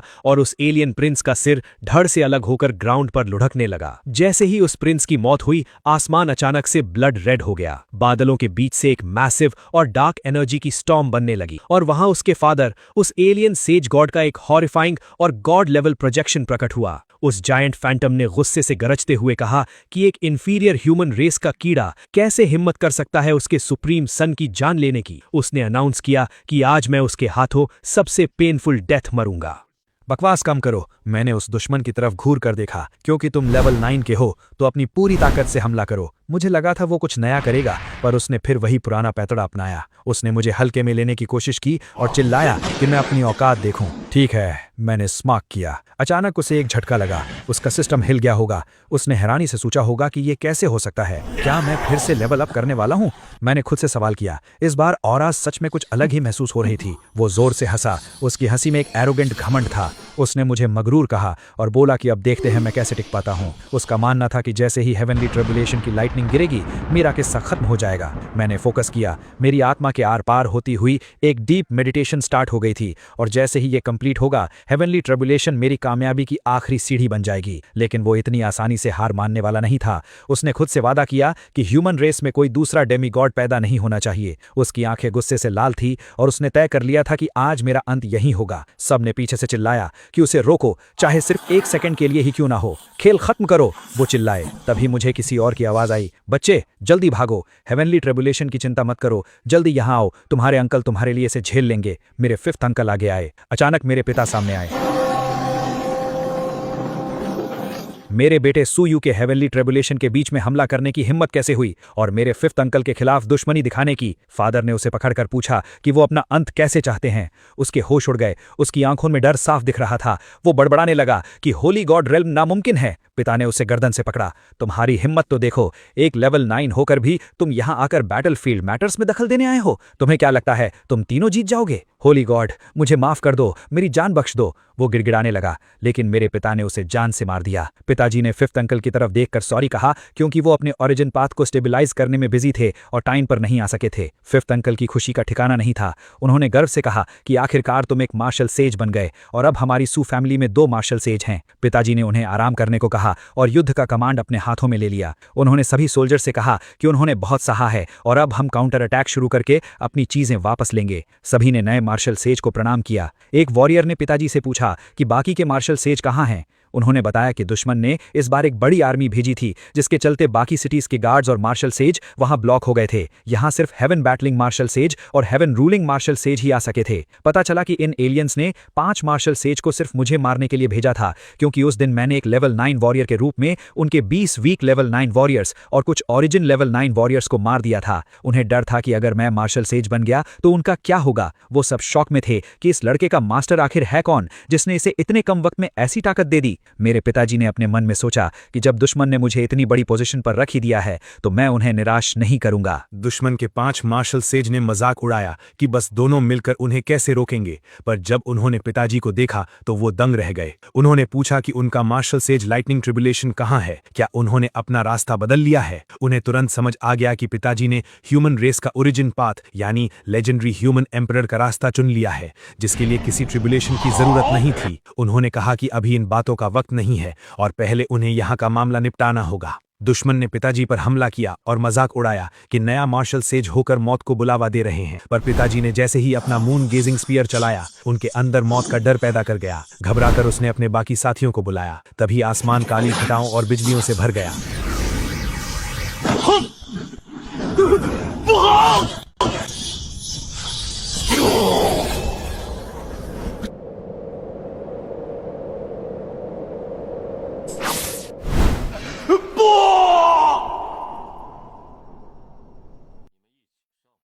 किसी ने पूछा कि ये मार्शल सेज लाइटनिंग ट्रिब्यूलेशन मेरी वजह से आई है क्या। तभी थर्ड अंकल ने दहाड़ते हुए कहा कि ये लाइटनिंग ट्रिब्यूलेशन मेरी है और किसको इससे प्रॉब्लम है, वो भी किस्मत से ब्रेक थ्रू कर चुके थे। पिताजी ने थर्ड अंकल से कहा कि आप आराम से ब्रेक थ्रू कीजिए, जब तक मैं यहाँ हूँ कोई आपको मार्शल सेज बनने से नहीं रोक सकता और सू फैमिली के राइज को कोई नहीं रोक पाएगा। दुश्मन पागल हो गए और ह्यूमन रेस को नया मार्शल सेज पैदा करने से रोकने के लिए चीखने लगे। मैंने खुद को फोकस किया और याद किया कि जब मैं एक level 7 heaven soul grand master का लाइटनिंग ट्रिब्यूलेशन ले रहा था तो मेरा बॉडी ऑफ डिस्ट्रक्शन सिर्फ शुरुआती स्टेज पर था, पर अब इस विशाल लाइटनिंग ट्रिब्यूलेशन सी के साथ मैं छोटी सक्सेस तक पहुंच सकता था। जैसे जैसे आसमान से बिजली गिरती मेरे सेल्स और मजबूत होते गए। मेरा प्रिंसिपल साफ था, जितना मजबूत दुश्मन उतना ही ताकतवर मैं बनूंगा। ग्लेज्ड एंशिएंट सिटी के ब्लड और की अपनी जगह पर थे और अब इस युद्ध को खत्म होना था। फैमिली सीनियर्स गर्व से चिल्ला उठे कि आज हमारी सू फैमिली में 3 मार्शल सेज हैं और अब हमारी सू फैमिली सच में एक बड़ा राइज देखेगी। सब ओवरजॉयड हो गए थे,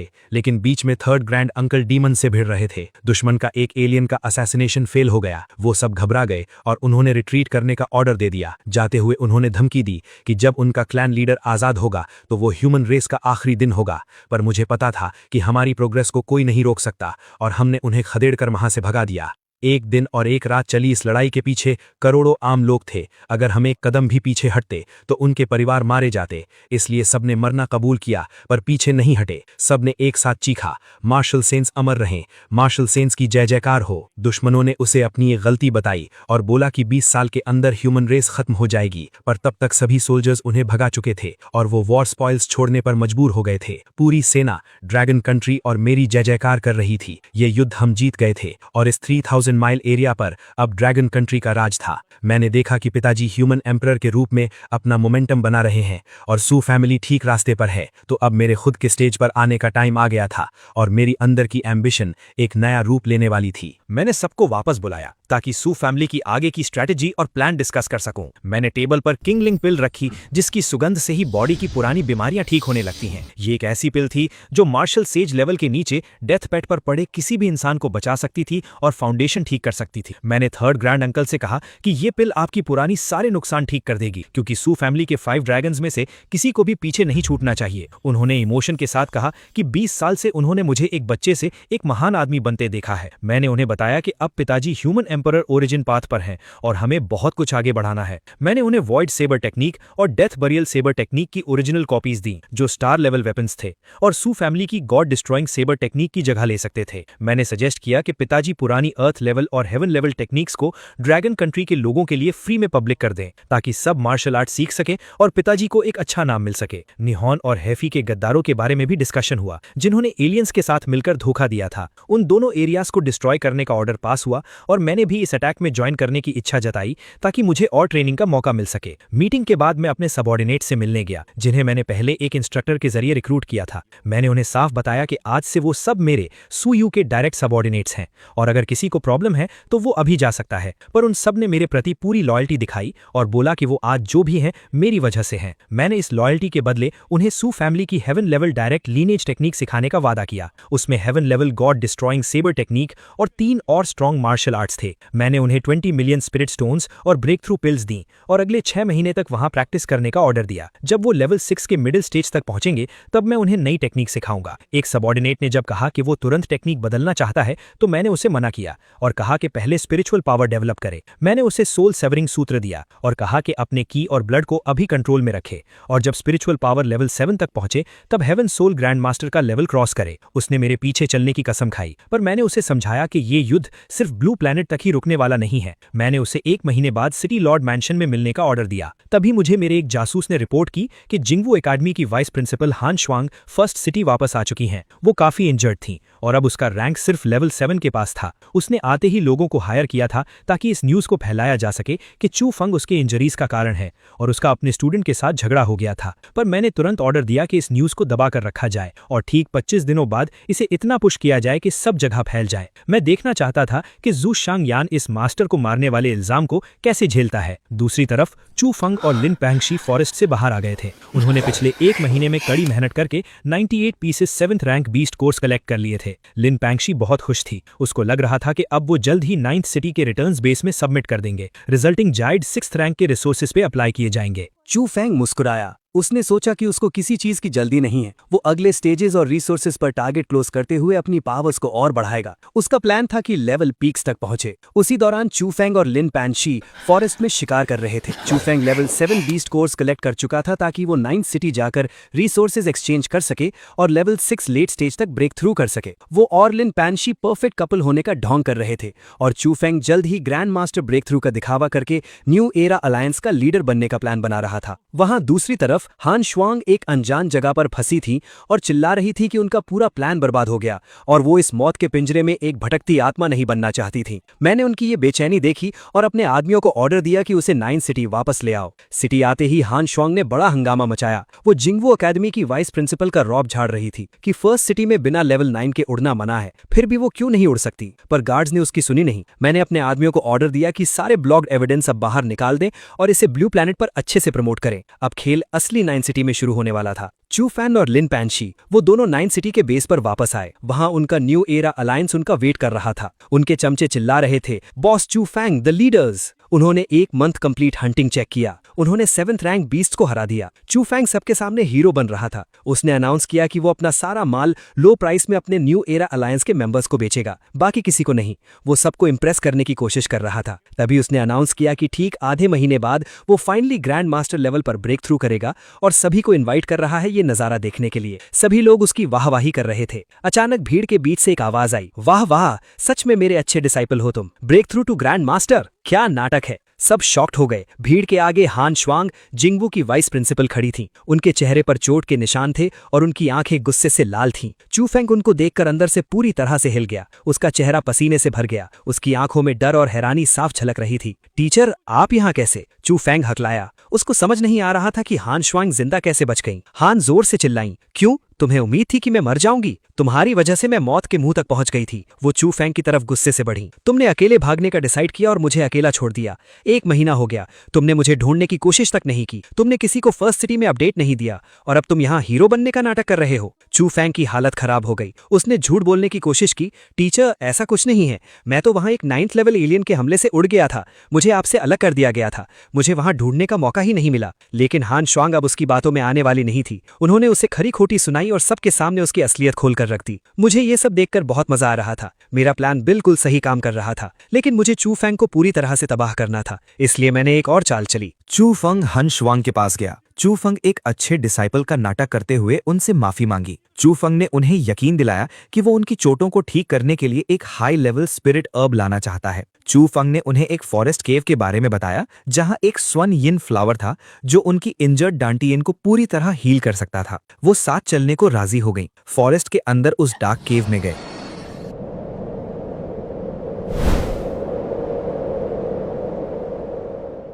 वहां एक जायंट 7th लेवल स्नेक उस फ्लावर को गार्ड कर रहा था। चू फंग ने अपनी स्वॉर्ड निकाली और स्टार लेवल स्वॉर्ड स्किल्स का यूज करके उस स्नेक पर अटैक किया। चू फंग ने स्नेक को उलझा के रखा और हन शुआंग को फ्लावर लेने का इशारा किया।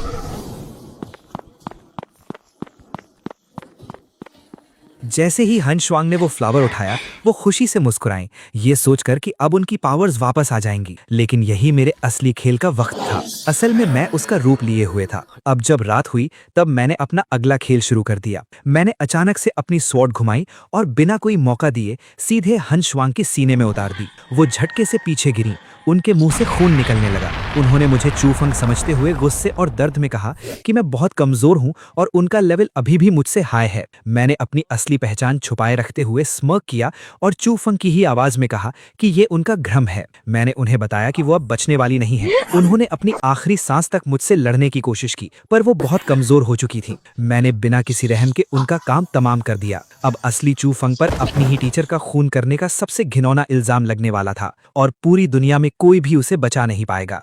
वहां से निकलने के बाद मैंने अपने कपड़े साफ किए और सोचा कि मर्डर करना और आग लगाने जैसा बुरा काम उस लूजर चू फैंग के नाम पे डालना अच्छा आइडिया था। आखिर मैं सू फैमिली का यंग मास्टर हूं और एक जस्टिस पसंद इंसान हूं। अगली सुबह तक ये न्यूज आग की तरह पूरे सिटी में फैल गई। स्ट्रीट पर हर कोई इस बारे में बात कर रहा था। हर एक इंसान शॉक था कि जिंगवू एकेडमी की वाइस प्रिंसिपल हान शुआंग की इतनी बुरी तरह से मर्डर हो गया है। लोगों को समझ नहीं आ रहा था कि ये कब और कैसे हुआ। वहीं दूसरी तरफ उनके मीटिंग रूम में सारे ऑफिशियल्स और टीचर्स गुस्से से पागल हो रहे थे। उन्हें लग रहा था कि ये सब उस ट्रेटर चू फैंग का काम है। एक टीचर टेबल पर मुक्का मारते हुए चिल्ला रहा था कि इस चू फैंग की इतनी हिम्मत कैसे हुई कि उसने इतना बड़ा क्राइम कमिट किया और अपनी ही टीचर को मार डाला। हर कोई उसे अपने हाथों से मारने की कसम खा रहा था। उन सबका फ्रस्ट्रेशन देखकर मुझे बहुत सुकून मिल रहा था। अपने लग्जरी रूम में आराम से बैठे हुए मुझे सिस्टम की तरफ से नोटिफिकेशन मिला। सिस्टम ने मुझे कॉन्ग्रेचुलेट किया क्योंकि मेरा फ्रेम करने का प्लान बिल्कुल 100% सक्सेसफुल रहा था और इस दुनिया की ओरिजिनल स्टोरी लाइन अब पूरी तरह से कोलैप्स हो चुकी थी। मैं हंसने लगा क्योंकि उस सन ऑफ डेस्टिनी चू फैंग को इतने टाइम तक पालने का अच्छा रिजल्ट मिला था। मैं जानता था कि थोड़ा सा ट्रैप सेट करने पर कितने सारे रेयर आइटम्स ड्रॉप होते हैं। मुझे अचानक याद आया कि मेरे पास जो सोल नर्चरिंग पिल है उसे मैं अपने 5th ग्रैंड अंकल को दे सकता हूं। इस पिल के इफेक्ट से उनकी पावर में मैसिव जंप आएगा और जब टाइम आएगा तो मैं उन्हें कोई अच्छा सा मार्शल सेज ओरिजिन भी दे दूंगा जिससे वो इजीली सेंट लेवल तक पहुंच जाएंगे। मेरा प्लान बिल्कुल क्लियर था कि जैसे ही मैं 8th स्टेज के लेट फेज में ब्रेक थ्रू करूंगा, मैं अपने 3rd ग्रैंड अंकल के साथ मिलकर 1 मिलियन की आर्मी सीधा निहॉन पर अटैक करने भेज दूंगा ताकि वहां से बाकी एलियंस को क्लीन किया जा सके। तभी मेरा एक सबऑर्डिनेट दरवाजा खोलकर अंदर आया और थोड़ा नर्वस होते हुए बोला कि young boss, spiritual power research institute का डायरेक्टर हान सिन मुझसे मिलने आना चाहता है। मैं समझ गया कि वो बुढ़ा क्या चाहता है। मैंने बिना किसी टेंशन के कहा कि उस हान सिन को मैसेज दे दो कि आज रात वो अकेला सिटी लॉर्ड मैंशन में आए और मुझसे मिले। रात के टाइम हान सिन और उसके 2 गार्ड मेरे मीटिंग रूम में वेट कर रहे थे। उनके चेहरे पर टेंशन साफ दिख रही थी। जैसे ही मैं रूम में एंटर हुआ, वो तीनों तुरंत खड़े हो गए और मुझे रिस्पेक्ट दी। मैंने उन्हें शांत रहने को कहा और बोला कि आप दोनों ह्यूमन रेस के हीरो हो, इसलिए मुझ जैसे जूनियर के सामने फॉर्मल होने की जरूरत नहीं है। मैं चेयर पर बैठते हुए चाय का कप उठाया और डिस्कशन स्टार्ट किया कि आखिर डायरेक्टर हान सिन इतनी रात को यहाँ क्या करने आए हैं। उसने थोड़ा हेजिटेट करते हुए पोलाइटली कहा कि मैंने जो 100 मिलियन स्पिरिट स्टोन्स और 8th grade demon plants donate किए थे वो उसके इंस्टीट्यूट को मिल गए हैं, इसलिए वो आज स्पेशली मुझे थैंक यू बोलने आया है। मैंने कैजुअली रिप्लाई किया कि ये तो छोटी सी बात है, आखिर ये सब ह्यूमन रेस की भलाई के लिए किया गया था और मेरी सू फैमिली के पास काफी रिसोर्सेज हैं, तो थोड़ा बहुत डोनेट करना हमारा ड्यूटी बनता है। ये सुनकर हान सिन ओवर एक्टिंग करते हुए मुझे मस्का लगाने लगा कि सू फैमिली सच में लॉन्ग किंगडम का मेन पिलर है और मेरे जैसी पावरफुल यंग जनरेशन को देखकर उसे बहुत प्राउड फील होता है। मैंने भी हम्बल एक्ट करते हुए बोला कि मेरा नाम अब कुछ ज्यादा ही बड़ा हो गया है, पर मैं किसी पिलर जैसा एक्ट नहीं करता। मैंने टॉपिक चेंज करते हुए नकली सिंपैथी दिखाई और कहा कि डायरेक्टर हान सिन, मुझे आपके लिए बहुत बुरा लग रहा है। अगर मैंने फर्स्ट सिटी में वाइस प्रिंसिपल हान शुआंग को नहीं बचाया होता तो वो यहीं वापस नहीं आती और शायद उसके साथ इतना बुरा नहीं होता। ये सुनते ही उस बुढ़े का चेहरा दुख से भर गया और उसने कहा कि ये शायद उसकी बेटी की किस्मत थी।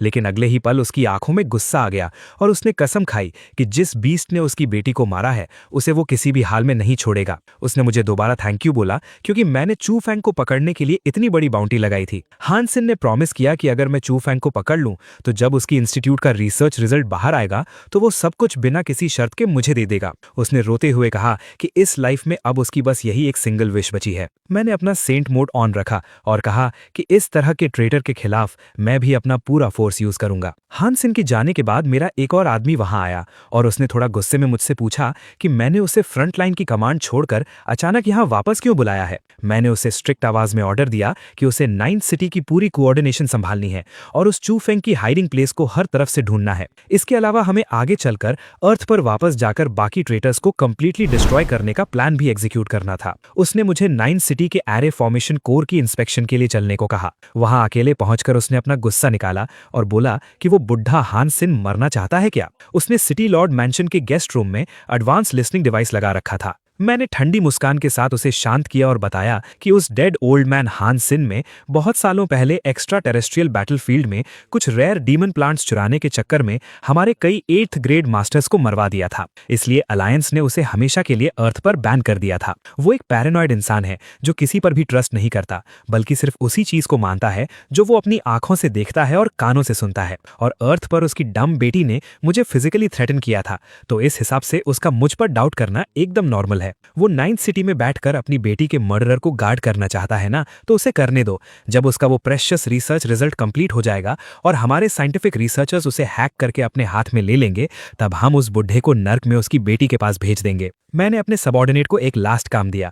मैंने उसे कहा कि वो सू फैमिली के टॉप असैसिन्स को भेजे ताकि वो लोग चू फैंग को केयरफुली ट्रैक करें, पर उसे वॉर्न भी करें। मेरा प्लान उसे इजीली पकड़ने का नहीं था, क्योंकि अगर वो इतनी जल्दी पकड़ा गया तो मेरे स्लो टॉर्चर वाले गेम का सारा मजा खराब हो जाएगा। दूसरी तरफ एक डार्क रूम में लिन पैंगसी जमीन पर बैठी रो रही थी। उसका बचा हुआ छोटा सा दिमाग काम नहीं कर रहा था। वो अपने आप से चिल्लाते हुए कह रही थी कि ये इम्पॉसिबल है और चू फेंग ऐसा कैसे कर सकता है। उसे अपने अंदर ही लग रहा था कि ये सब एकदम फेक न्यूज है और इसके पीछे जरूर मेरा यानी सू यू का कोई ईविल मास्टर प्लान है। वो चिल्ला रही थी कि मैंने चू फेंग को बुरी तरह से फ्रेम किया है। तभी अचानक उसके दरवाजे पर लाइटली नॉक हुआ। उसने घबराकर पूछा कि वहां बाहर कौन है। उसने जैसे ही दरवाजा खोला, वहां एक डार्क क्लोक पहने हुए लड़का खड़ा था। उसने अपना हुड हटाया और वो सैड बॉय चू फेंग था। उसने रोते हुए कहा कि ये मैं हूं। लिन पैंगसी उसे यहां देखकर कंप्लीटली शॉक हो गई। उसने गुस्से और डर में उसकी कॉलर पकड़ ली और चिल्लाई कि क्या तुम पागल हो गए हो जो सिटी में वापस आ गए? क्या तुम्हें नहीं पता कि पूरे एक्स्ट्रा टेरेस्ट्रियल बैटलफील्ड की आर्मी और सारे टॉप एक्सपर्ट्स तुम्हारी लाइफ के पीछे पड़े हैं? चू फेंग ने रोती हुई आवाज में उसे हक किया और सॉरी बोला। उसने कहा कि उसे किसी ने बुरी तरह सेटअप किया है। उसने एक्सप्लेन किया कि उस रात जब टीचर उसे जंगल में डार्क एट्रीब्यूट फ्लावर ढूंढने ले गई थी, तो फ्लावर मिलने के तुरंत बाद वो अकेले वहां से निकल गया था ताकि वो बिना किसी डिस्टर्बेंस के टियानहुन ग्रैंड मास्टर लेवल में ब्रेक थ्रू कर सके। लिन पैंगसी ने डाउट से पूछा कि अगर तुमने सच में ब्रेक थ्रू कर लिया है तो तुम यहाँ इस हेविली गार्डेड सिटी के अंदर कैसे आए? चू फेंग ने उसे बताया कि अपने ब्रेक थ्रू के बाद उसे लक से एक 9th ग्रेड लेवल का सीक्रेट रूइन मिला था। वहां से उसे एक एंशिएंट बैज मिला जो किसी का भी फेशियल स्ट्रक्चर और अपीयरेंस कंप्लीटली चेंज कर सकता है। उसने अपना रोना कंटिन्यू रखा और कहा कि मैंने वैसा कोई मर्डर नहीं किया है और ये सब उस कमीने सू यू का किया धरा है जिसने सब कुछ मेरे सर पर डाल दिया है। लिन पैंगसी उसे जोर से हक करके और ज्यादा रोने लगी और बोली कि उसे अपने दिल में पता था कि चू फेंग इतना गिरा हुआ काम नहीं कर सकता। उसने कहा कि पिछले कुछ दिन उसके लिए नर्क जैसे थे। चू फेंग ने उसके आंसू पोंछे और प्रॉमिस किया कि वो दुनिया के सामने खुद को और अपनी इनोसेंस को प्रूव करेगा। थोड़ी देर बाद लिन पैंगसी को कुछ अजीब लगा और उसने पूछा कि तुमने इतनी बड़ी सिटी में मुझे इतनी परफेक्टली ढूंढ कैसे लिया? चू फेंग ने कैजुअली और बिना कुछ सोचे समझे बताया कि टूर्नामेंट का सुपर रिवॉर्ड उसने जो उसे दिया था उसमें थोड़ी सी हिडन स्पिरिचुअल एनर्जी छोड़ दी थी ताकि वो उसे आसानी से और बिना किसी प्रॉब्लम के ट्रैक कर सके। ये सुनते ही लिन पैंगसी का मूड एक सेकंड में चेंज हो गया। उसने गुस्से से उसे दूर धक्का दिया और उसकी आंखों में देखकर चिल्लाई कि उसने मुझ जैसे यानी उस बुरे सू यू की तरह ऐसी घटिया और डिस्गस्टिंग ट्रिक क्यों यूज की। उसे गुस्सा इस बात का था कि उस पर स्पाई करने के लिए ऐसी चीप और स्टॉकर जैसी हरकत चू फेंग ने कैसे की। चू फेंग भी पैनिक हो गया और अपने हाथ हिलाते हुए बोलने लगा कि क्या हो गया, उसका वो गंदा मतलब नहीं था। पर लिन पैंगसी ने क्लियरली कहा कि उसका ये स्टॉकिंग बिहेवियर मुझे बिल्कुल सू यू की वाइब्स दे रहा है। चू फेंग ने हाथ उठाकर हेवन की कसम खाई कि उसका कोई गलत इंटेंशन नहीं था और उसने बस प्रोटेक्शन के लिए ऐसा किया था। लिन पैंगसी किसी तरह शांत हुई और उसने डिफीट एक्सेप्ट करते हुए पूछा कि अब उनका नेक्स्ट प्लान क्या है। आखिर उनके पास खुद को इनोसेंट प्रूव करने के लिए एक भी सॉलिड प्रूफ नहीं है और यहाँ तक कि टीचर के फादर भी असली किलर को नहीं ढूंढ पाए हैं। चू फैंग की आंखों में एक क्रेजी ग्लो आया। उसने अपना प्लान समझाते हुए कहा कि हमें यहाँ पर रुकना नहीं चाहिए। हम सिटी से बाहर निकलकर सीधा मॉन्स्टर फॉरेस्ट के डीप डेंजर जोन में जाएंगे। वहां वो उन दोनों की प्रेजेंस को पूरी तरह से हाइड कर लेगा, जिससे कोई उन्हें ट्रेस नहीं कर पाएगा। उसने उसे थोड़ा और क्लोज करते हुए बताया कि उसे एक हेवन ब्रेकिंग लेवल का सीक्रेट पता है। लिन पैंगसी शॉक थी। चू फैंग ने स्लो आवाज में कहा कि ये सीक्रेट मार्शल गॉड लेवल से भी अपर टीयर का है। उसने कहा कि ये सब उसे उसके डेड मास्टर ने बताया था। अगर उसके पास 9th ग्रेड की फोर्स आ जाए तो वो टॉप टीयर केव को फोर्सफुली ओपन कर सकता है, और अगर एक बार उसे वहां की गॉड लेवल लेगेसी मिल गई तो वो मार्शल सेज लेवल के पीक पर पहुंच जाएगा और फ्यूचर में मार्शल गॉड को भी क्रॉस कर लेगा। उसने एक बड़ा सा मैप ओपन किया और पॉइंट करके एक्सप्लेन किया। उसने बताया कि नॉर्थ डायरेक्शन में एलियन टेरिटरी है और ईस्ट में हमारी ह्यूमन अलायंस की लैंड है। वेस्ट में एक एंडलेस और डेडली मॉन्स्टर फॉरेस्ट है, जबकि साउथ का एरिया डेंजरस डीमन प्लांट्स के कंट्रोल में है। उनका प्लान था कि वो लोग पहले मॉन्स्टर फॉरेस्ट से प्योर लाइफ एसेंस को स्टील करेंगे। उस लाइफ एसेंस को कंज्यूम करके वो दोनों आसानी से 8th ग्रेड में ब्रेक थ्रू कर लेंगे। एक बार पावर आने के बाद उनके पास इतनी स्ट्रेंथ आ जाएगी कि वो उस हिडन रूइन को सिक्योर कर सकें। चू फैंग ने उसके हाथ पकड़े और पूछा कि क्या वो उसके साथ इस खतरनाक सफर पर जाने के लिए रेडी है। लिन पैंगसी विदाउट थिंकिंग बोली कि हाँ, वो उसके लिए कुछ भी करेगी और उन्हें अब से वाइल्ड में ही सर्वाइव करना चाहिए। दोनों ने टाइम वेस्ट नहीं किया और तुरंत अपने मिशन पर निकल गए। मैं अपनी पोजीशन से उन दोनों स्टूपिड लोगों को दूर जाते हुए देख रहा था। मेरी स्क्रिप्ट का एंड गेम अभी बस स्टार्ट ही हुआ था। कुछ घंटों बाद मेरे मेन सबऑर्डिनेट ने आकर मुझे इंटरप्ट किया और बोला कि यंग मास्टर, मेरे फादर यानी फैमिली हेड ने मुझे इमीडिएटली 5th सिटी में नेक्स्ट वॉर की स्ट्रैटेजी डिस्कस करने के लिए बुलाया है। हमारी आर्मी अब अर्थ वापस रिटर्न होने वाली थी और टारगेट था नेहॉन रीजन के ट्रेटर्स को खत्म करना। मैं बिना देर किए वहां से चला गया। मीटिंग रूम में एंटर होते ही मैंने देखा कि मेरे फादर सू लॉन्ग अपनी चेयर पर बैठे हैं और उनके ऑरा से एकदम प्योर और डोमिनेंट ह्यूमन एम्परर एनर्जी निकल रही है। उनका प्रेजेंस इतना हेवी था कि आसपास के बाकी कमांडर्स भी दबे हुए थे। मैंने अपने मन में सोचा कि अगर लॉन्ग किंगडम का मार्शल आर्ट्स वर्ल्ड ऐसे ही फास्ट रेट से ग्रो करता रहा तो मेरे फादर अगले ही 2 साल के अंदर half step martial god realm को आसानी से एंटर कर लेंगे। मेरे फादर ने मैप की तरफ देखते हुए डिटेल में एक्सप्लेन किया। उन्होंने बताया कि जब हम लोग नेहॉन पर मैसिव अटैक करेंगे तो अर्थ के डिफेंस का चार्ज मेरे 3rd ग्रैंड अंकल संभालेंगे, जबकि हमारी अलायंस फोर्सेज में बाकी सुपर पावर्स भी अपनी हैवी मिलिट्री सपोर्ट देंगी। हमारी सीक्रेट इन्वेस्टिगेशन से कंफर्म हो चुका था कि निहॉन टेरिटरी को करंट में शेंडाई फैमिली रूल कर रही है। उनके नीचे 3 और बड़ी सबसर्विएंट फैमिलीज थीं जिन्होंने पूरे देश को एक टाइट लॉकडाउन में रखा हुआ था। उन दरिंदों ने अपने ही नॉर्मल इनोसेंट सिटीजन्स को एज अ सैक्रिफाइस यूज करना शुरू कर दिया था ताकि एक्स्ट्रा टेरेस्ट्रियल एलियन रेस को डार्क पोर्टल के थ्रू बुला सके। अलायंस के जनरल्स ने सजेस्ट किया कि हमें पहले उनकी तीनों आउटर फैमिलीज को धीरे धीरे खत्म करना चाहिए और उसके बाद शेंडाई फैमिली के मेन बेस पर फाइनल असॉल्ट करना चाहिए। मैंने तुरंत टेबल पर हाथ रखकर मना किया और कॉन्फिडेंट आवाज में बोला कि नहीं, हमें डायरेक्ट फ्रंटल अटैक करना चाहिए। उनकी आउटर फैमिलीज अपने आप रिट्रीट करके सेंटर को डिफेंड करने आएंगी ही। अगर हमने अपनी फोर्सेस को उन आउटर लोकेशंस पर स्प्रेड कर दिया तो पावर डिवाइड होगी और उन्हें तैयारी करने का टाइम मिल जाएगा। ये सुनकर एक ओल्ड कमांडर ने ऑब्जेक्शन करते हुए कहा कि डायरेक्ट अटैक से हमारी साइड में कैजुअलिटीज बहुत मैसिव हो सकती हैं, पर मैंने ईवल स्माइल के साथ कॉन्फिडेंटली जवाब दिया कि मेरे पास उनका शील्ड और डिफेंस अरे ब्रेक करने का सॉलिड मेथड है। हमें बस अपनी पूरी फोर्स उनके शेंडाई बेस पर कॉन्सेंट्रेट करनी है। मेरे फादर ने गर्व से मेरी तरफ देखा और जनरल से कहा कि अगर इस यंग बॉय ने चैलेंज लिया है तो हो सकता है वो अरे जिसे पूरे देश को मेल्ट करके बनाया गया है एक बेकार जोक बनकर टूट जाए। उन्होंने सबको ऑर्डर दिया कि हमारा फोकस शेंडाई बेस पर ही होगा। साथ ही मेरे फादर ने मुझे सीरियस वार्निंग देते हुए कहा कि बेटा याद रखना, हमारे सोल्जर्स की लाइफ के साथ किसी भी तरह का क्रूअल गेम मत खेलना। अगर बैटल में एक्स्ट्रा टाइम लगता है तो कोई इशू नहीं, पर हमारे फाइटर्स की जान बिना मतलब नहीं जानी चाहिए। मैंने उन्हें अश्योरेंस दी कि मैं बिना सोचे समझे एक्सट्रीम डेंजर वाला रास्ता नहीं लूंगा। एक बार डिसीजन लॉक हो गया तो सबने अपनी रेस्पेक्टिव आर्मीज को रेडी करना स्टार्ट कर दिया। मेरा टास्क अरे ब्रेक करना और सिविलियंस को रेस्क्यू करना था। मैं टेंट से खुशी से बाहर आया। बाहर आकर मैंने अपनी फौज की तरफ देखा और एक स्ट्रांग वॉइस में कमांड दी कि सारे ब्रेव सोल्जर्स मेरे साथ आगे बढ़ें। हम वापस अपने होम प्लैनेट पर जा रहे हैं उन ट्रेटर्स को मिटाने। बाद में मेरे 3rd ग्रैंड अंकल पोर्टल से बाहर आए और कहा कि पैरों के नीचे हमारी मदरलैंड है और ठीक सामने वो धोखेबाज शेंडाई फैमिली है जिसने हमारी रेस को बेच दिया। आज से सू फैमिली उनसे हर एक खून के कतरे का हिसाब लेगी। दूसरी तरफ हमारे हेडक्वार्टर्स में सारी प्रेपरेशंस चेक हो रही थी। कमांडर रिपोर्ट कर रहा था कि हमारी मिलिट्री डेयर A to Z रेडी है और बस 3 दिन के अंदर हमारे मेगा एयरक्राफ्ट कैरियर्स निहॉन के सी स्पेस में पहुंच जाएंगे। माओक्शियोंग के कमांडर ने भी अपडेट दिया कि उनका जायंट कुज़नेत्सव कैरियर फुली रिपेयर्ड और बैटल रेडी है और वो भी एनी टाइम लॉन्च हो सकता है। दोनों massive fleets completely synchronize timing पर एनिमी कोस्ट पर स्ट्राइक करेंगी। एक ऑफिसर ने सजेस्ट किया कि क्या हमें अपना अल्टीमेट वेपन फायर करके एक अर्ली वार्निंग शॉट देना चाहिए, लेकिन एक वेटरन ने फोर्स से मना कर दिया। इधर मैं वॉर जोन जाने के लिए डॉक की तरफ बढ़ रहा था कि अचानक ये किंग मेरे पीछे आकर खड़ा हो गया। मैंने उसकी शक्ल देखकर कैजुअली पूछा कि तुम यहाँ क्यों आ गए और तुम्हें अब मुझसे क्या फेवर चाहिए। ये किंग ने डीप ब्रेथ ली और फर्मली रिक्वेस्ट की कि इस डेडली इन्वेजन में वो भी मेरे स्क्वाड के साथ चलना चाहता है। उसने कहा कि उसे 7th स्टेज में एंटर करने के लिए रियल डेथ कॉम्बैट की जरूरत है। उसने प्रॉमिस किया कि अगर वॉर जोन में उसे कुछ हो जाता है तो उसका ब्लेम मेरे ऊपर बिल्कुल नहीं आएगा। मेरा मूड ठीक था, इसलिए मैंने उसे एक दिन बाद सुबह पोर्ट पर आने को कह दिया। अगले दिन पूरी आर्मी अपने मैसिव ट्रांसपोर्ट कैरियर्स में बोर्ड हो रही थी। हमारी फोर्स किसी डार्क क्लाउड की तरह दिख रही थी।